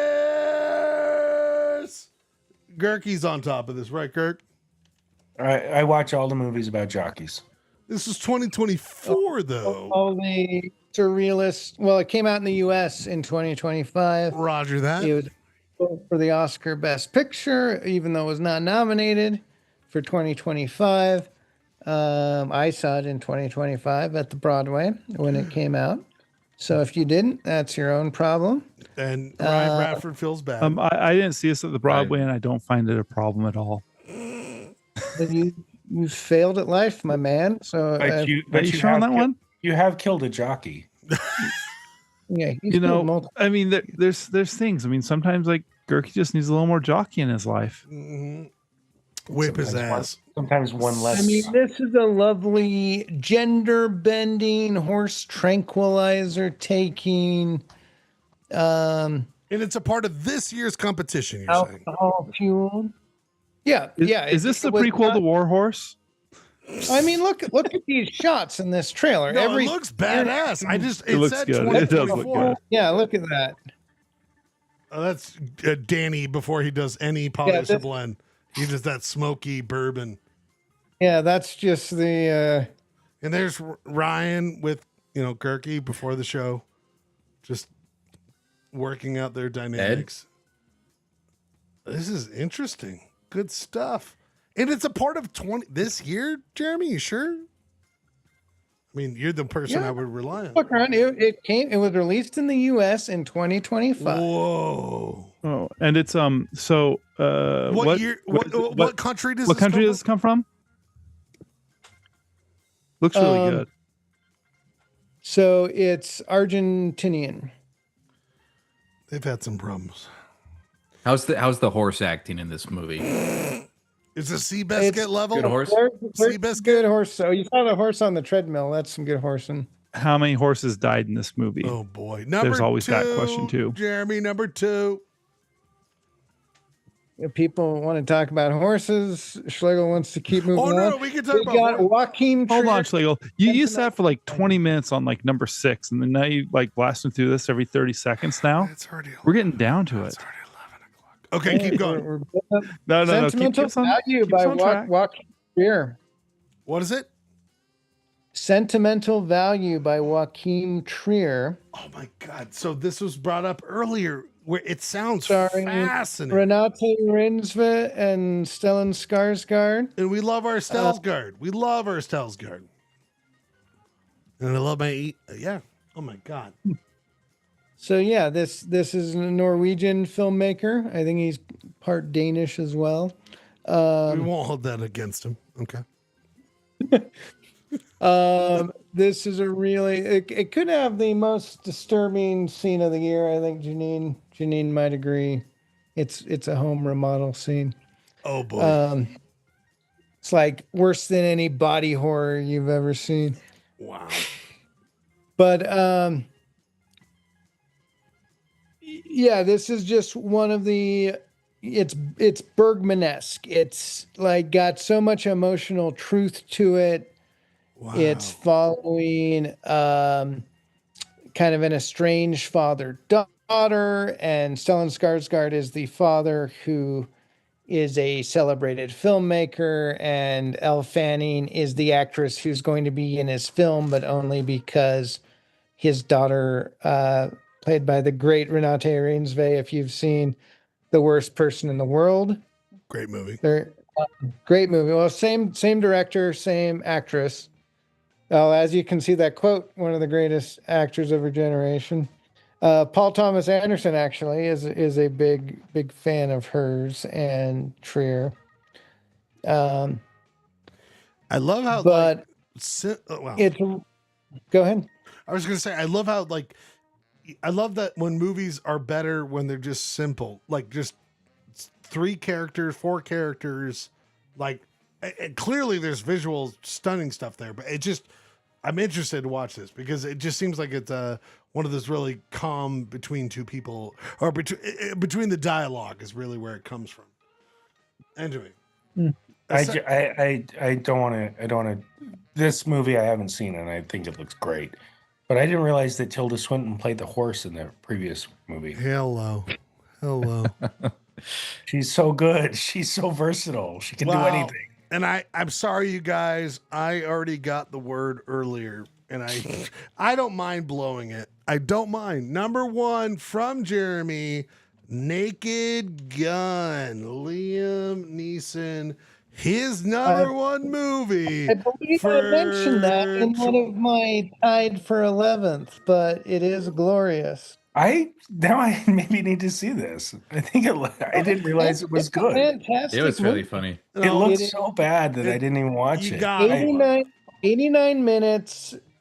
Just watch it. Just it's everything you want in a comedy. It just felt like it would ruin the previous ones for me. No, the previous ones. O.J. Simpson kind of ruined it already, but well, they deal with it. They've even got a gag about that in there. So okay, well, I'm watching it then. Jeremy, your number 1 movie. Number 1. All right, my number 1 movie is writer-director Eva Victor's Sorry Baby. Sorry, baby. I don't know what this movie is. So it's a comedy about rape. What isn't there?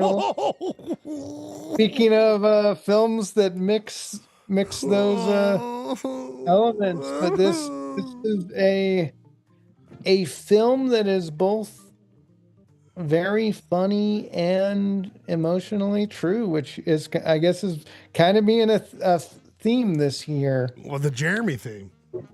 Yeah, I guess it's just the only movies I like. Holy shit! But it's a very personal and like idiosyncratic film. Even the structure is interesting, but it's just a super compelling movie. It premiered at Sundance. It should have won the top prize at Sundance, and it didn't. This last year or the year before? 2025. So not the Sundance that just happened, but the one that happened at the start. It's of crazy how year. that takes so long, right? I know it's simplistic but just like the distribution of how it takes that long.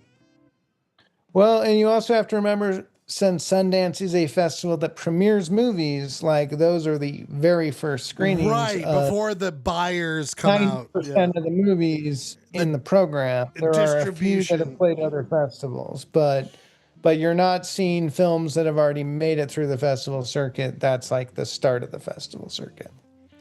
And what's crazy is Polyester Blend just entered the festival circuit last year at Telluride. So we're seeing where Polyester Blend will end up as, maybe, in the live category as top movie. We just wait for that. We wait for it.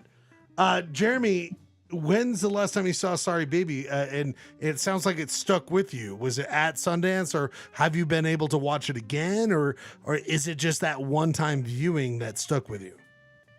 I saw it at Sundance, and then it played again at the Broadway. I don't know if it's out on home video yet. It probably is, with how quick everything goes out to home video these days. The red box. Can I get it at the obviously, red box? I've been busy catching up on films that I haven't seen yet.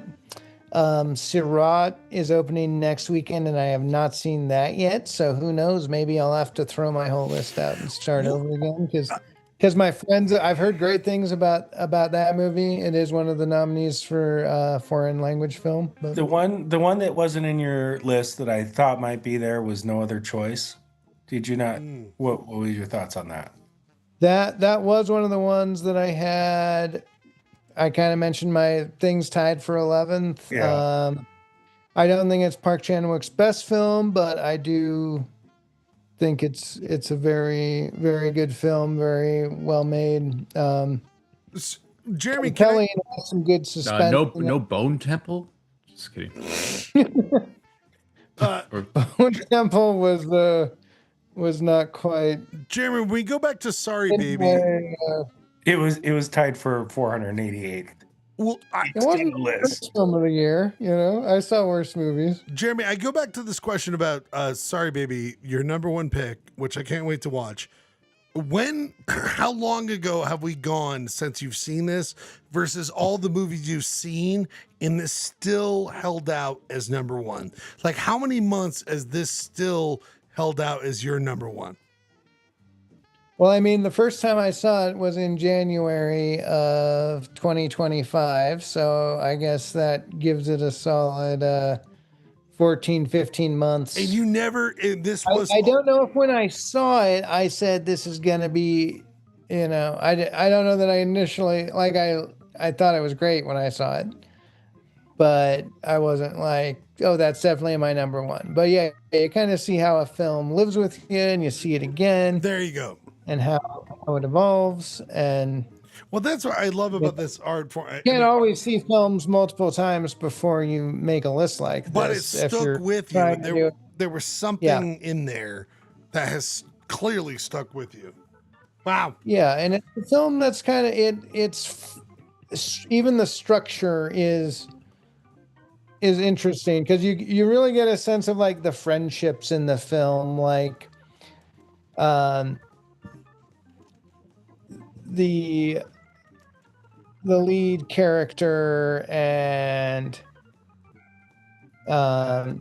Agnes, who's played by Eva Victor, and her best friend, who's played by Naomi Aki, and they kind of have this, like, you just get their relationship, but it's structured in a way where you're seeing like their life post, it's about graduate students in college, and you see them both kind of after they've both finished school, and it's kind of structured with these title cards that are like the year with different things, right? Like the year with the good sandwich, and you find out what that means as you watch that section unfold. But it's not chronological, but it also isn't just like structured in a gimmicky way. It's structured in a way where like you understand the character coming to terms with what happened to her in this kind of jigsaw puzzle chronology. And some of the sections are longer and some of them are shorter.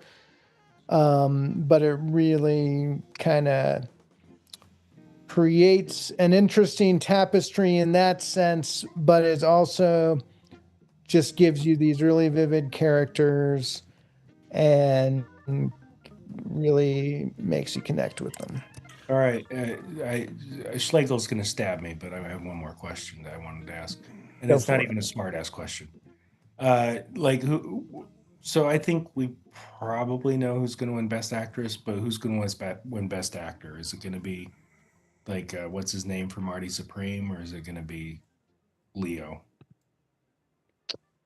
I feel like, or is it going to be the guy for the oh God, I forgot the name of the movie where he's like a agent. It's Argentinian. The Secret Agent, Brazilian. You're not supposed to mix up Argentina and Brazil. They don't. That's kind of like mixing up Celtic and Rangers. Yeah, that's you're the old fur. I'm gonna get tripped. You're gonna get stabbed.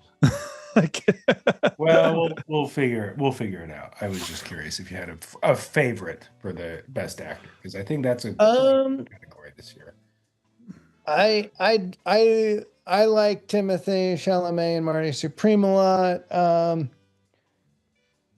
I do, like I was saying, this might become like Leonardo's like most iconic role, I feel like. So okay, I might favor Leo between the two of them. What about Michael B. Jordan playing two roles, doing the whole thing? Yeah, I feel like Michael B. Jordan, and maybe I'm wrong. Maybe Sinners will sweep it, but I feel like maybe it's just it won't quite get the attention of voters the same way, even though the dual performance is quite impressive. But you never know. Sinners got more nominations than anything else. And it Ethan did- Hawke actually is really good in Blue Moon. But It no, was not on our impressive list. how much Sinners got. Like it was kind of cool seeing a horror movie get that much.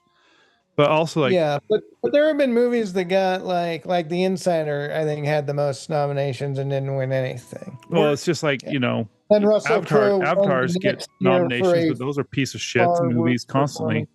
Well, people, we're going to get back to this. Jeremy, your list was complete, thorough, and amazing. Ryan Bradford, I leave you with this before we go to our next music break, and then we come back and end the show. Ryan, you've always been a visual effects guy, right, Ryan? Yeah, oh, you know it. Ryan, where are we at with Avatar, Fire and Ice, Ash, F1, Jurassic World Rebirth, The Lost Bus, and Sinners for visual effects, Ryan? We need your thoughts on this. Where are we going? Baby, it's gonna be an Avatar all the way. There we go. That's my guy. Jeremy, you're going to be here next Monday to give us a recap on what actually happened. I want to watch all these movies, Jeremy. You prime the pump for me wanting to watch those. We come back after just a... I love to prime your pump, buddy, anytime. And you do a great job of it. People, the song I'm going to play for Smart Songs, Ryan, and I wonder if everyone here, probably besides Gurky, would feel this way. Do you guys remember listening to Bad Religion? You guys remember listening to Bad Religion? I love it. No, and being like, they're so still smart. do. Still see they're them. great, but they're so smart. They're so smart. That guy's getting a degree. Do you know that guy's getting? The lead singer's getting like a PhD. I always laugh because Clayton said Smart Songs. Bad Religion was supposed to be my Smart Songs. We come back with just a couple topics. We end the show. Thanks for being here. Polyester Blend. Blend. 2 minutes. Bad Religion. Modern Man. These are smart lyrics. Along with attitude.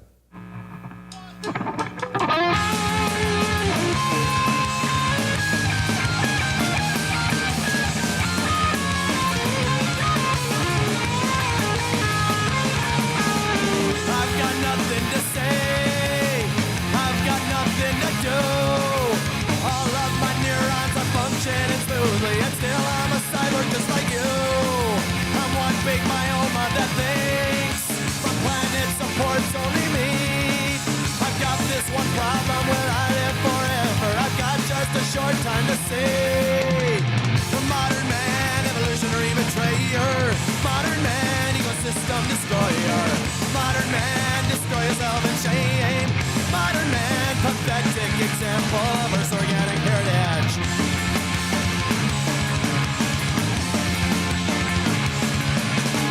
When I look back and think, when I ponder and ask why, I see my ancestors spend with careless abandon, assuming eternal supply.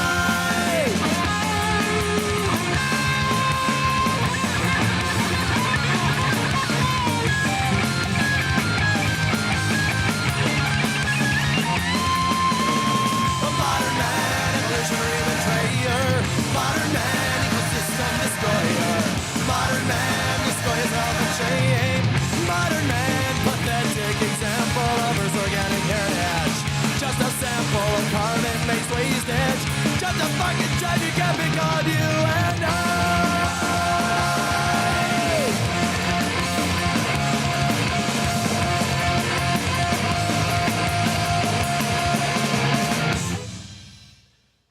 First of all, Bad Religion rocks. Ryan, sorry, hold on. Ryan, did you buy Bad Religion before me? I feel like you introduced Bad Religion to me, Ryan. Is that fair to say? He left. Oh.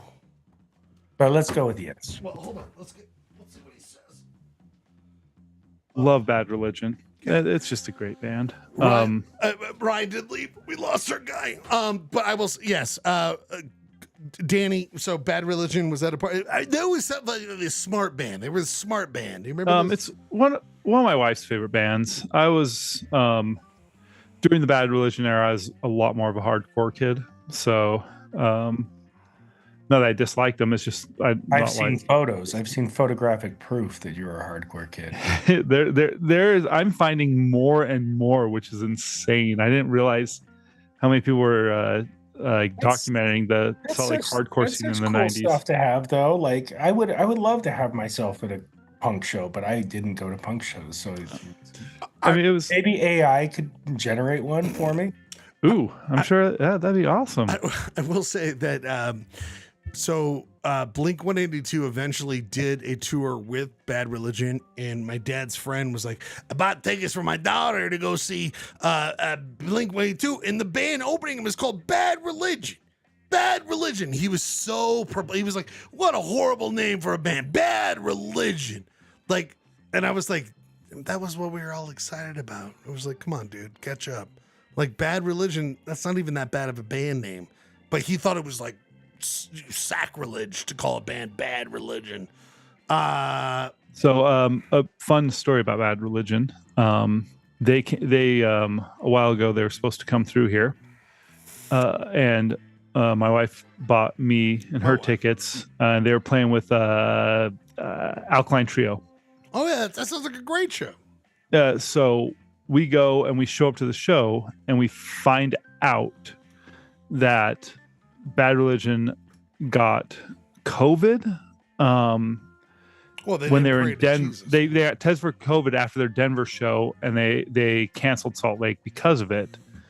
And they're like, hey, you can refund tickets, whatnot. And we were just like, no. I mean, my wife was really, really pregnant with Archie at the time, and we were just like, we kind of look at each other, and she's like, well, the tickets were a little spendy. I'm like, well, this is our last show for a minute. I don't see us going to another one for a while. She's like, yep. So we go and we see the opening band. We see Alkaline Trio. All good. Get home. Ryan Bradford's and about 3 hours later, my wife's water broke. No!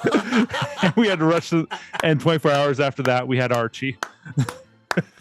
And the world is better for it. Oh God, that's amazing. No, we've joking, like we've looked at like, okay, like, and none of us, neither like her and I are big Alkaline Trio fans. I mean, they're a fine band. They're fun to listen to, but wasn't up our alley. But we were like, okay, do we need to name him something different? Right. People, Polyblend. We go to the final segment here tonight. The final segment is topics, where I bring up some prompts. We're just going to do a couple of these. Just a couple of these. We had a conversation the other day in the Schledio. We had some people over on Friday, and we brought this up. Gurky, I ask you this under the topics of verses.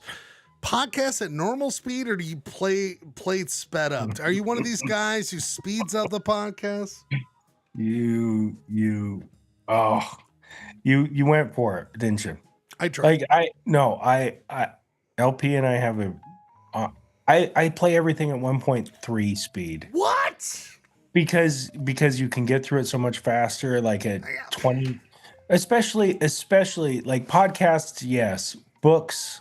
Especially, yes, because you can get through a book so much faster, and it's like they read slow. It feels to me like they read slow. You could get me on the book, but I feel like with podcasts, I want to hear the normal interaction, the tone, the temp, like how people interact. But we kind of made fun of it earlier. There's so much like bullshit dead space in podcasts because they're padding it. Right. Anytime Clayton spoke tonight, yeah. Yeah, exactly. You can like if you could just like skip over that, then you could play it at regular speed, but you can't. So you just got to play it. I am play it sped up, and actually I have done this thing where I've started like where so sometimes I have to go. I'll tell you later. Oh, I can't. Limp Bizkit crew. We can't wait for that. Danny, where are we at with sped up or just normal speed? It depends on the podcast, truthfully. My daily podcasts, I listen at, 1.2 or 1.3? Those are just like the ones I listen to every morning, my typical news stuff. Yeah. a few of my sports podcasts, a few of my hockey podcasts, I run at higher speed because they are very long. But like, well, and also, if you're listening to it at that speed, you can go like you can bump it back 15 seconds or whatever. If you like, I might have missed that, and then like, sorry, Danny, I cut you off. I apologize. No, you're solid. No, and I agree with you. And it's and a couple of my weekly ones, I feel like the rhythm is weird when I listen to it faster. So I guess I do on my normal listens. I do my weekly listens. I don't. That makes sense. It does. I don't know why I'm such a stickler for like, I want to hear how people react, because I feel like knowing their space between reacting, how they say things says more than like, yes, I can get information very quickly, but how people, like, there's a nuance to how people speak. And if they are slow to say something, that might say something more than if you're speeding through it, where you might get more information of how they actually feel about something. So I just feel but whenever I say anything on the show, I say it at 0.67 speed because I assume everybody's going to watch it at 1.3. No, and then it's just going to sound normal. No, when the transcribers go back, Gerke, and listen, like write down every word you said as doctrine, they're going to definitely want to slow it down. They're going to. So I need to ask. So you and I, Schlegel. So you and I listen to a few of the same podcasts. Yeah. And let's just go with like, we both listen to some NHL podcasts that we both like. I don't know if you still watch Puck Soup or not. Oh yeah. It's every Tuesday, but that's like a 2-hour podcast every Tuesday. Yeah, they go off. Yeah. Well, we do 3 hours. And then there's The Athletic, who does theirs like daily, where like some of the times that they go a little bit more off the rails, where I'm like, this doesn't resonate with me as much as I want it to. So speeding up like will just it flows better. I would say like clearly everyone has chosen that speeding up a show works for them. I mean, I'm in the minority. We're like, totally, it works for them. I just, again, I'm sorry to be a stickler. I like hearing the nuance in people's voices, the pauses, why did they wait so long to respond? What is the tone in which they say that? I feel like speeding up, maybe you guys get that. I just feel like I want to know normal reaction times for people when they speak. That's something I cherish. I cherish. Anyway, let's go to the next two. Oh, I got two more for you. We already did that one, but I do agree with Schlegel. Okay, thank you, Jeremy. Jeremy, the human condition is. Thank you. You know, it's part of what it's about. If it's not worth listening to at the speed it was recorded, just don't listen to it. Thank you. Just throw it away. It's all trash. Thank you. And if Jeremy, it's not Poly Blend, why are you even wasting your time? There's no other show worth listening to. Jeremy, I got a question for you. I wonder where you stand on this. Analyze your dreams or dreams or whatever. Do you think about your dreams or you just like throw them away?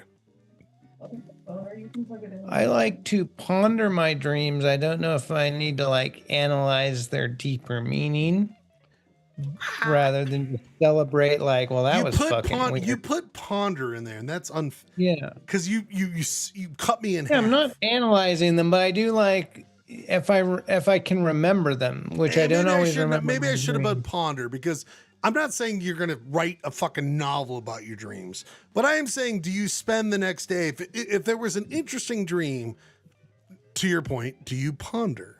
Like, do you spend some time? I do have a poster behind me of Robert Altman's Three Women. Whoa. Was written based on a dream. So clearly I like to think of my dreams. When Janine, is always like, what did you dream about? She's always telling me her crazy dreams. I would be Janine in that relationship.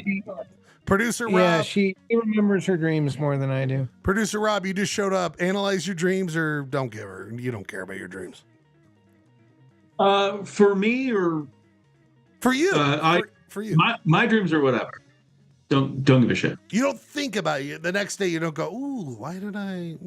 I also remember very few of my dreams. And that's the thing. I'm in a current phase right now, producer Rob, where I am remembering all dreams. All dreams are vivid.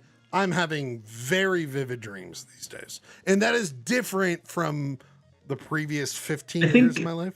Yeah, I think to remember your dreams, you have to sleep lightly at some point. And I don't have time for that. This guy's got to go deep. I gotta fit in 3 hours of REM in my 3.5 hours of laying in bed. God bless. Producer, or sorry, Gurky or Danny, you have any thoughts on this? Danny, go ahead. Oh, I am literally just barely getting back to maybe 5 hours of There you sleep go. straight. Do you dream hard with that or no dreams with the sleep?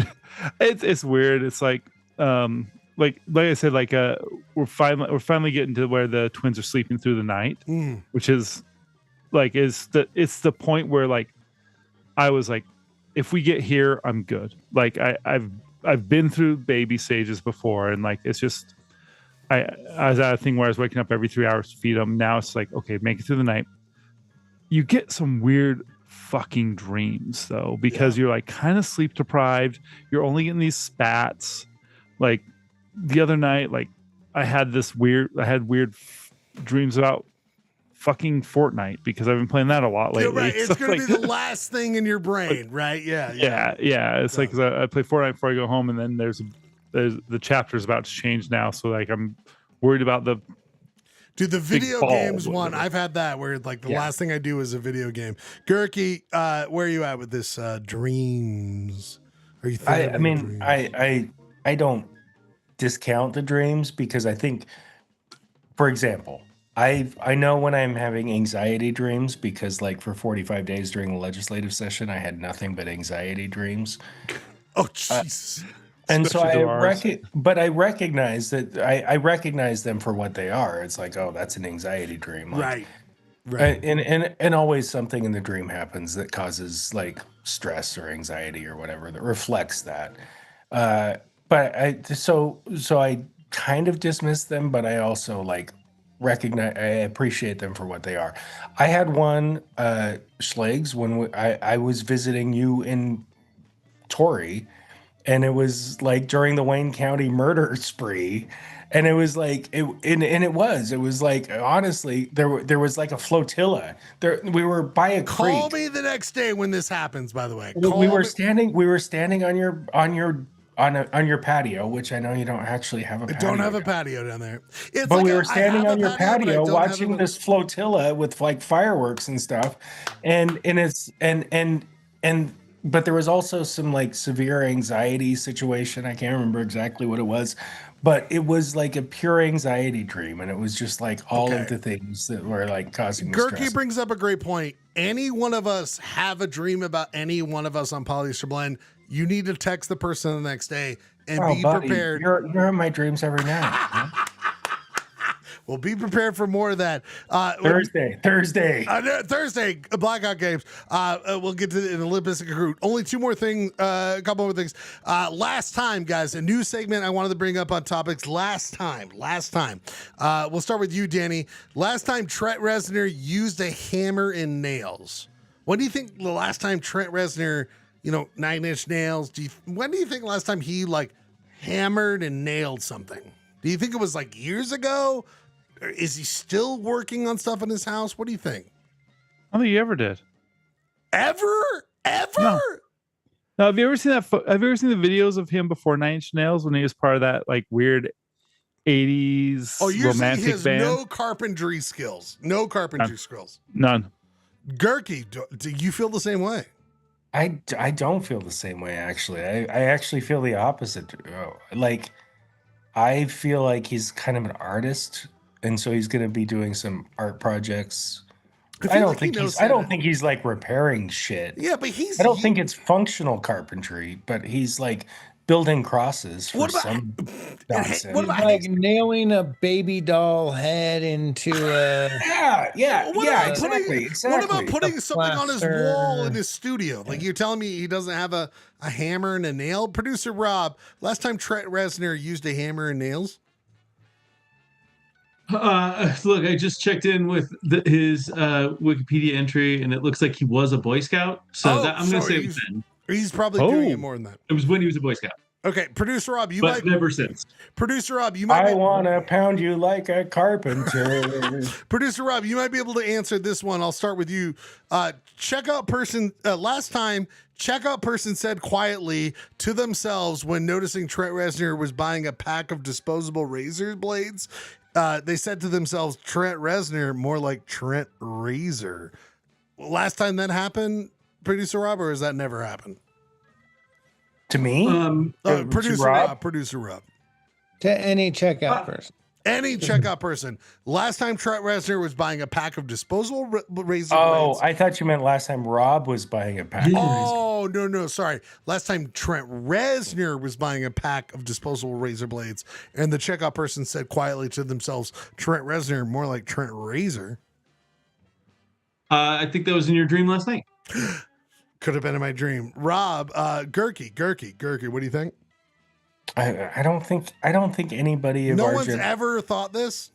I don't think so, because I just don't think that people over the age of 40 buy razor blades. They all have He's a electric razors. clean shaven guy. He's shaving. You're telling me like they never thought like I mean, come on. Right, you can shave and not buy razor He's got an electric shaver. He's fucking Right, exactly. Okay. All right. This has all right. never happened. This has only happened in Schlegel's mind. I'm calling Jeremy, it. then you can maybe help me if this has ever happened. Jeremy, Roger Waters, while remodeling his house, said, "Tear down the wall" to the contractor, and they both giggled. Do you think when's the last time that happened, or ever? Because Roger Waters of Pink Floyd. Never happened. Yeah. It's never happened. It's never happened. I feel like it would be more likely if they were like building a wall on his garden and That's it was it. like, That's oh, no, what I was it's gonna another brick in the wall. Yeah. Like, oh, you want me to? Here's another brick for you. Like, and then he's like, you know, that's probably happened, but I don't think your scenario. My scenario never. Okay, this has been last. They give him like an estimate, and he's like, "Ooh, mother, should I build the wall?" And it's like, yeah, build the wall. It's like, I told you I hired you to build a wall. Just build the wall. Got plenty of money. Why wouldn't you build it? Yeah. This has been last time, and gentlemen, the last thing is kill, marry, kill sexual times with. I don't think we did this. Let me know if I'm wrong, you guys. Let me know if I'm wrong. You're wrong. Okay. Flip off a person, roll down window, say fuck you, or do nothing. Is that something I don't think we've done this before. I think we maybe did, but let's go with it. Okay, we've got two more if that's truly the case. Producer Rob, does this That's a threat. You just threatened us. Well, Producer Rob, if you have an issue on the road, what would you do? Does this sound familiar? You produced the show, by the way. Yeah. I'm familiar with the concepts. I'm a pretty timid man as they go. So I would certainly never engage in a hostile yet intimate act so extreme as to roll down a window and say fuck you to somebody. So kill that. I would have to kill that. I would maybe when I'm feeling dangerous, maybe out where they couldn't see it, flip somebody off. And then most of the time I'm gonna go with marry, do nothing. Does everyone feel comfortable with this? Road rage? For me, that's for me. And Rob starting it off, producer Rob starting it off. Anyone feels strongly? I think he sums it up pretty well. I don't. Okay, so I don't think I want to marry, do nothing. I think I would marry, flip off a person. Yeah, me too. Sexual times with roll down the window and say fuck you, and then kill, do nothing. Okay. I assume we're the baseline is that this person has wronged us in some way.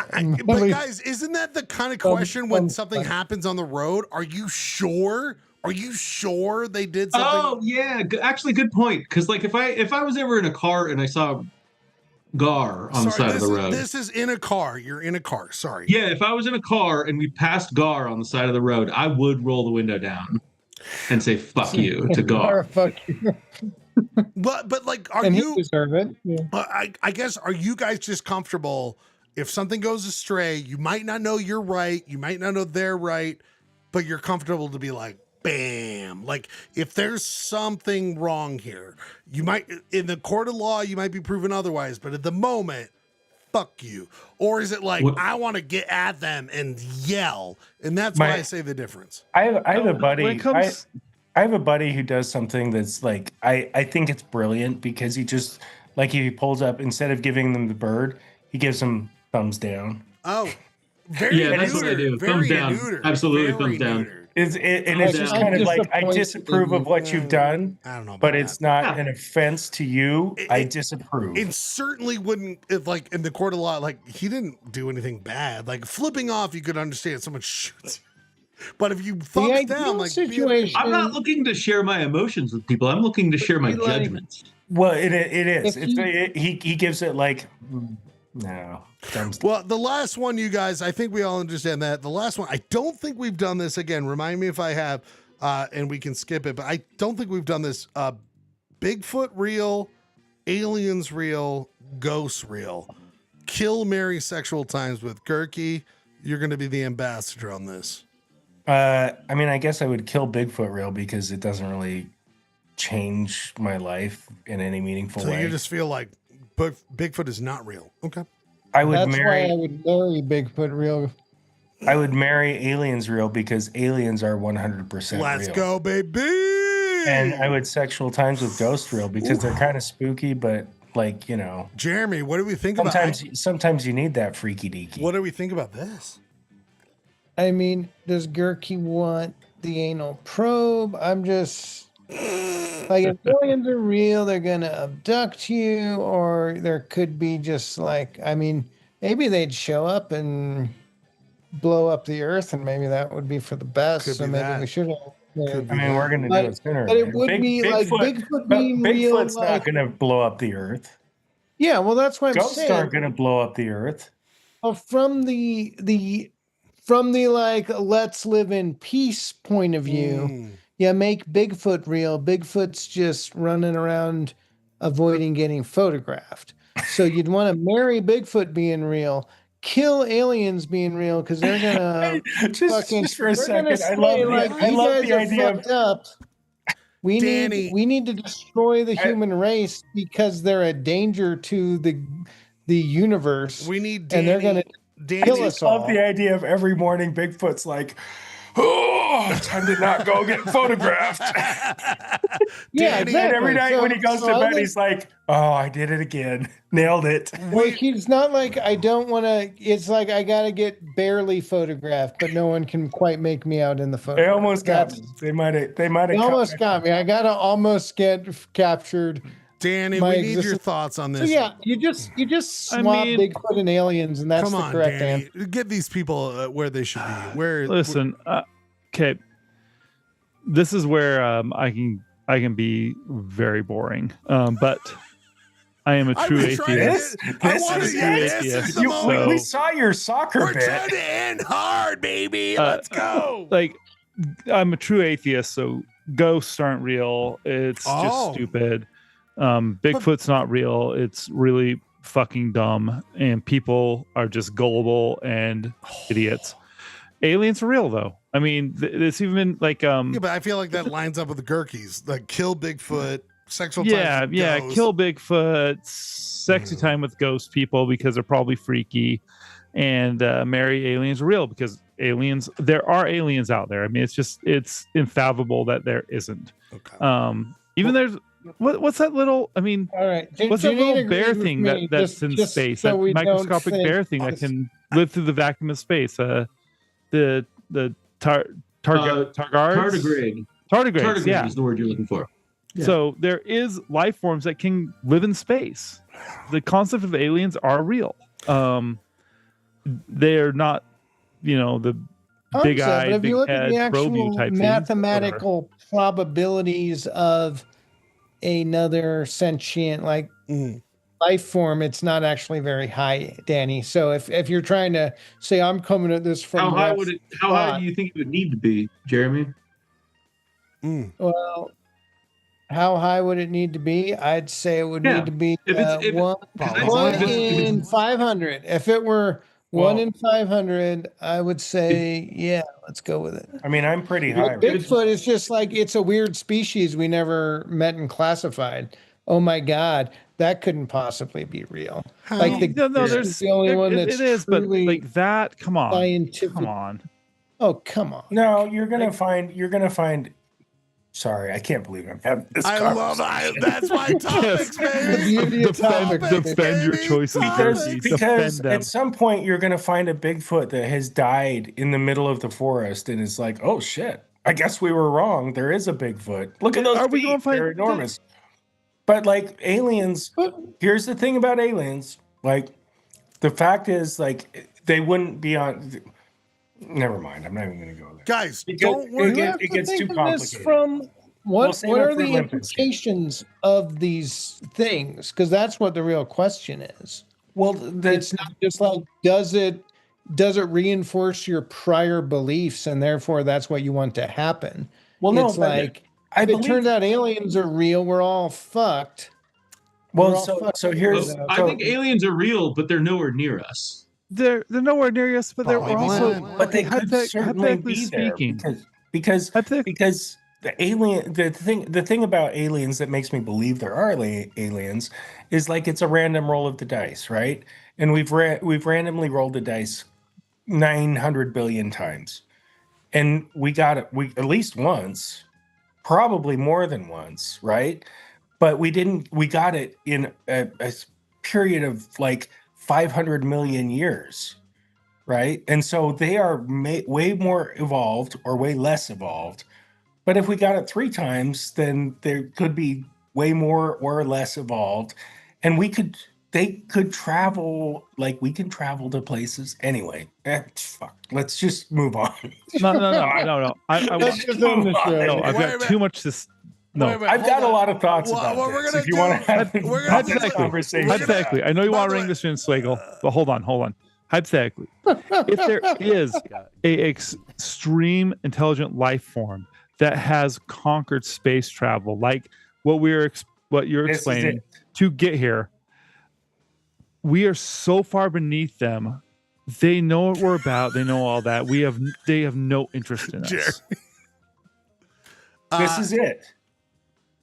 He's right, and People. Jeremy is also jerking off. But wait! You guys never made me realize more why Topics is out there next week.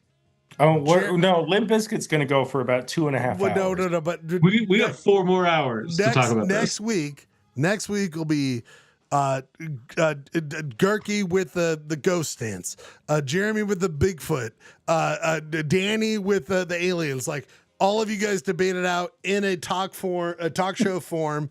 We will do that. Topics creates conversations. We couldn't be more happy about that. But people, we must get to this. Merit badges of the night. We are about to end the show. We're going to have a huge show next Monday. Producer Rob, you've been listening to the show. Any merit badges you want to hand out to the crew here tonight? I like that Jeremy settled on Sorry Baby. So I'd like to give him a merit badge for kick-ass taste. Yes. I guess. I don't know. Kick-ass movie takes. Okay. Yeah, there we go. All right. Jeremy, any merit badges you want to give out? Yes, I would like to give a merit badge to Danny for his enthusiasm for miscreant hooligan soccer players. I was going to do that one. God damn it. That's a great one. Danny, what is your merit badge you give out to someone? Thank you, Jeremy. I appreciate that one. I'm actually going to give my Irish Goodbye merit badge to Bradford. Oh yeah, Irish Goodbye, totally good one. Oh yeah, that's a great one. He just dipped. Like no text, no nothing, just dipped. Totally gone. Gerke, your merit badge you want to give out tonight? Well, I feel a little bad because I was going to give the soccer hooliganry one to Danny, which he definitely deserves. I was going to give the tapping out early one to Clayton. Well, he did the same thing. Yeah, he did. Well, right, but like Danny has a respectable job. Amen. Amen. So he's got to leave. We all know that Bradford's got to leave at a. He's shaping the form of kids for the future way better than whatever Clayton's doing. Right. I'm gonna give. Wait! I'm not done yet. Oh, God bless. I am going to give my hanging at a soccer game Thursday to you, my friend. Oh, we'll talk about more about that hanging on Thursday. I'm gonna give Janine. Soccer. I said soccer. I meant hockey. You meant hockey. I know what you meant. I'm gonna Well, just make sure you jot it down right. Oh, I'm writing it right now. Okay. Janine, I'm giving always present without being seen merit badge because she always is being present. seen briefly in a cameo. She's always present but never seen. Background. I'm giving Clayton Scrivener the 3:45 a.m. wake up. I mean, I guess, sure. I'm also giving Danny Woodhead first before the other Huskies. Danny, you got your first to join merit badge, which I appreciate. And Grazie. And then the last thing I will give out is, of course, Jeremy. Another great movie. You've got your movie podcast. You've got your movie segment merit badge. You've done it. Jeremy did drop some like that. That was a good long segment in depth. That's like it why was. he's valuable. He's on the bench. We talk about basketball. Get him off the floor. Get him on the floor. He's Get our him on the sixth floor. man. He's our sixth man here tonight. You know what's not our sixth man is any man. It's all non-gendered. Anyone who watches the show, we love you for being here. All non-gendered, but also all dudes. Just a bunch of white dudes talking about what they're. We don't see color or gender, but we're all white dudes. We're all white dudes, and that we're trying to change that as always, gentlemen. The last thing I give you tonight, woman filmmaker, best film of the year. So there you go. and that's what we want. We want to see that again. We're just dudes, but we want to include anyone who wants to be here at any time. I'm just trying to find this segment, which is this. Prayers of the night. Prayers of the night. Producer Rob, can you give us our prayers of the night? Prayers of the night to end the night.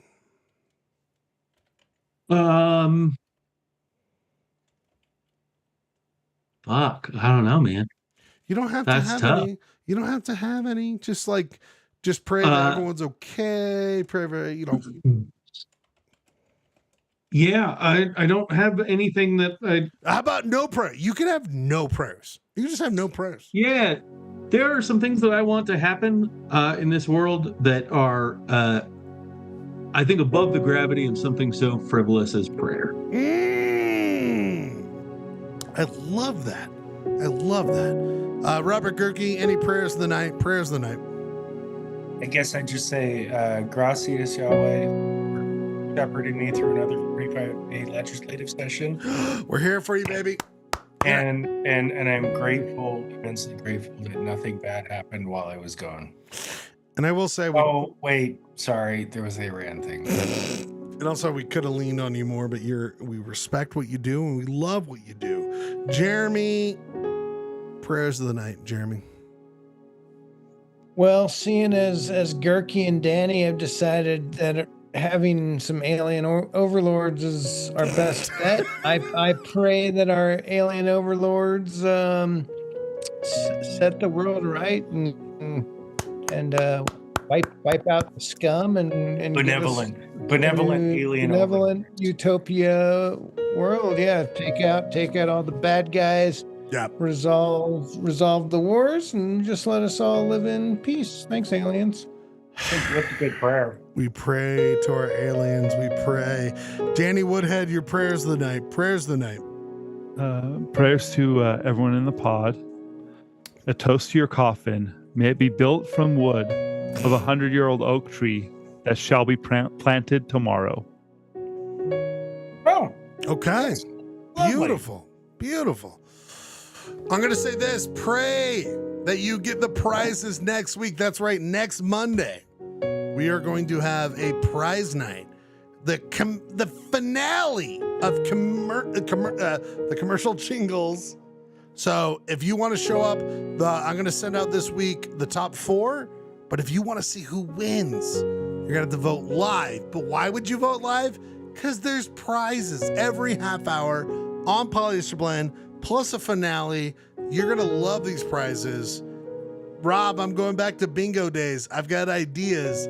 Everyone was going to want to be a part of this. Join next Monday for an amazing Polyester Blend.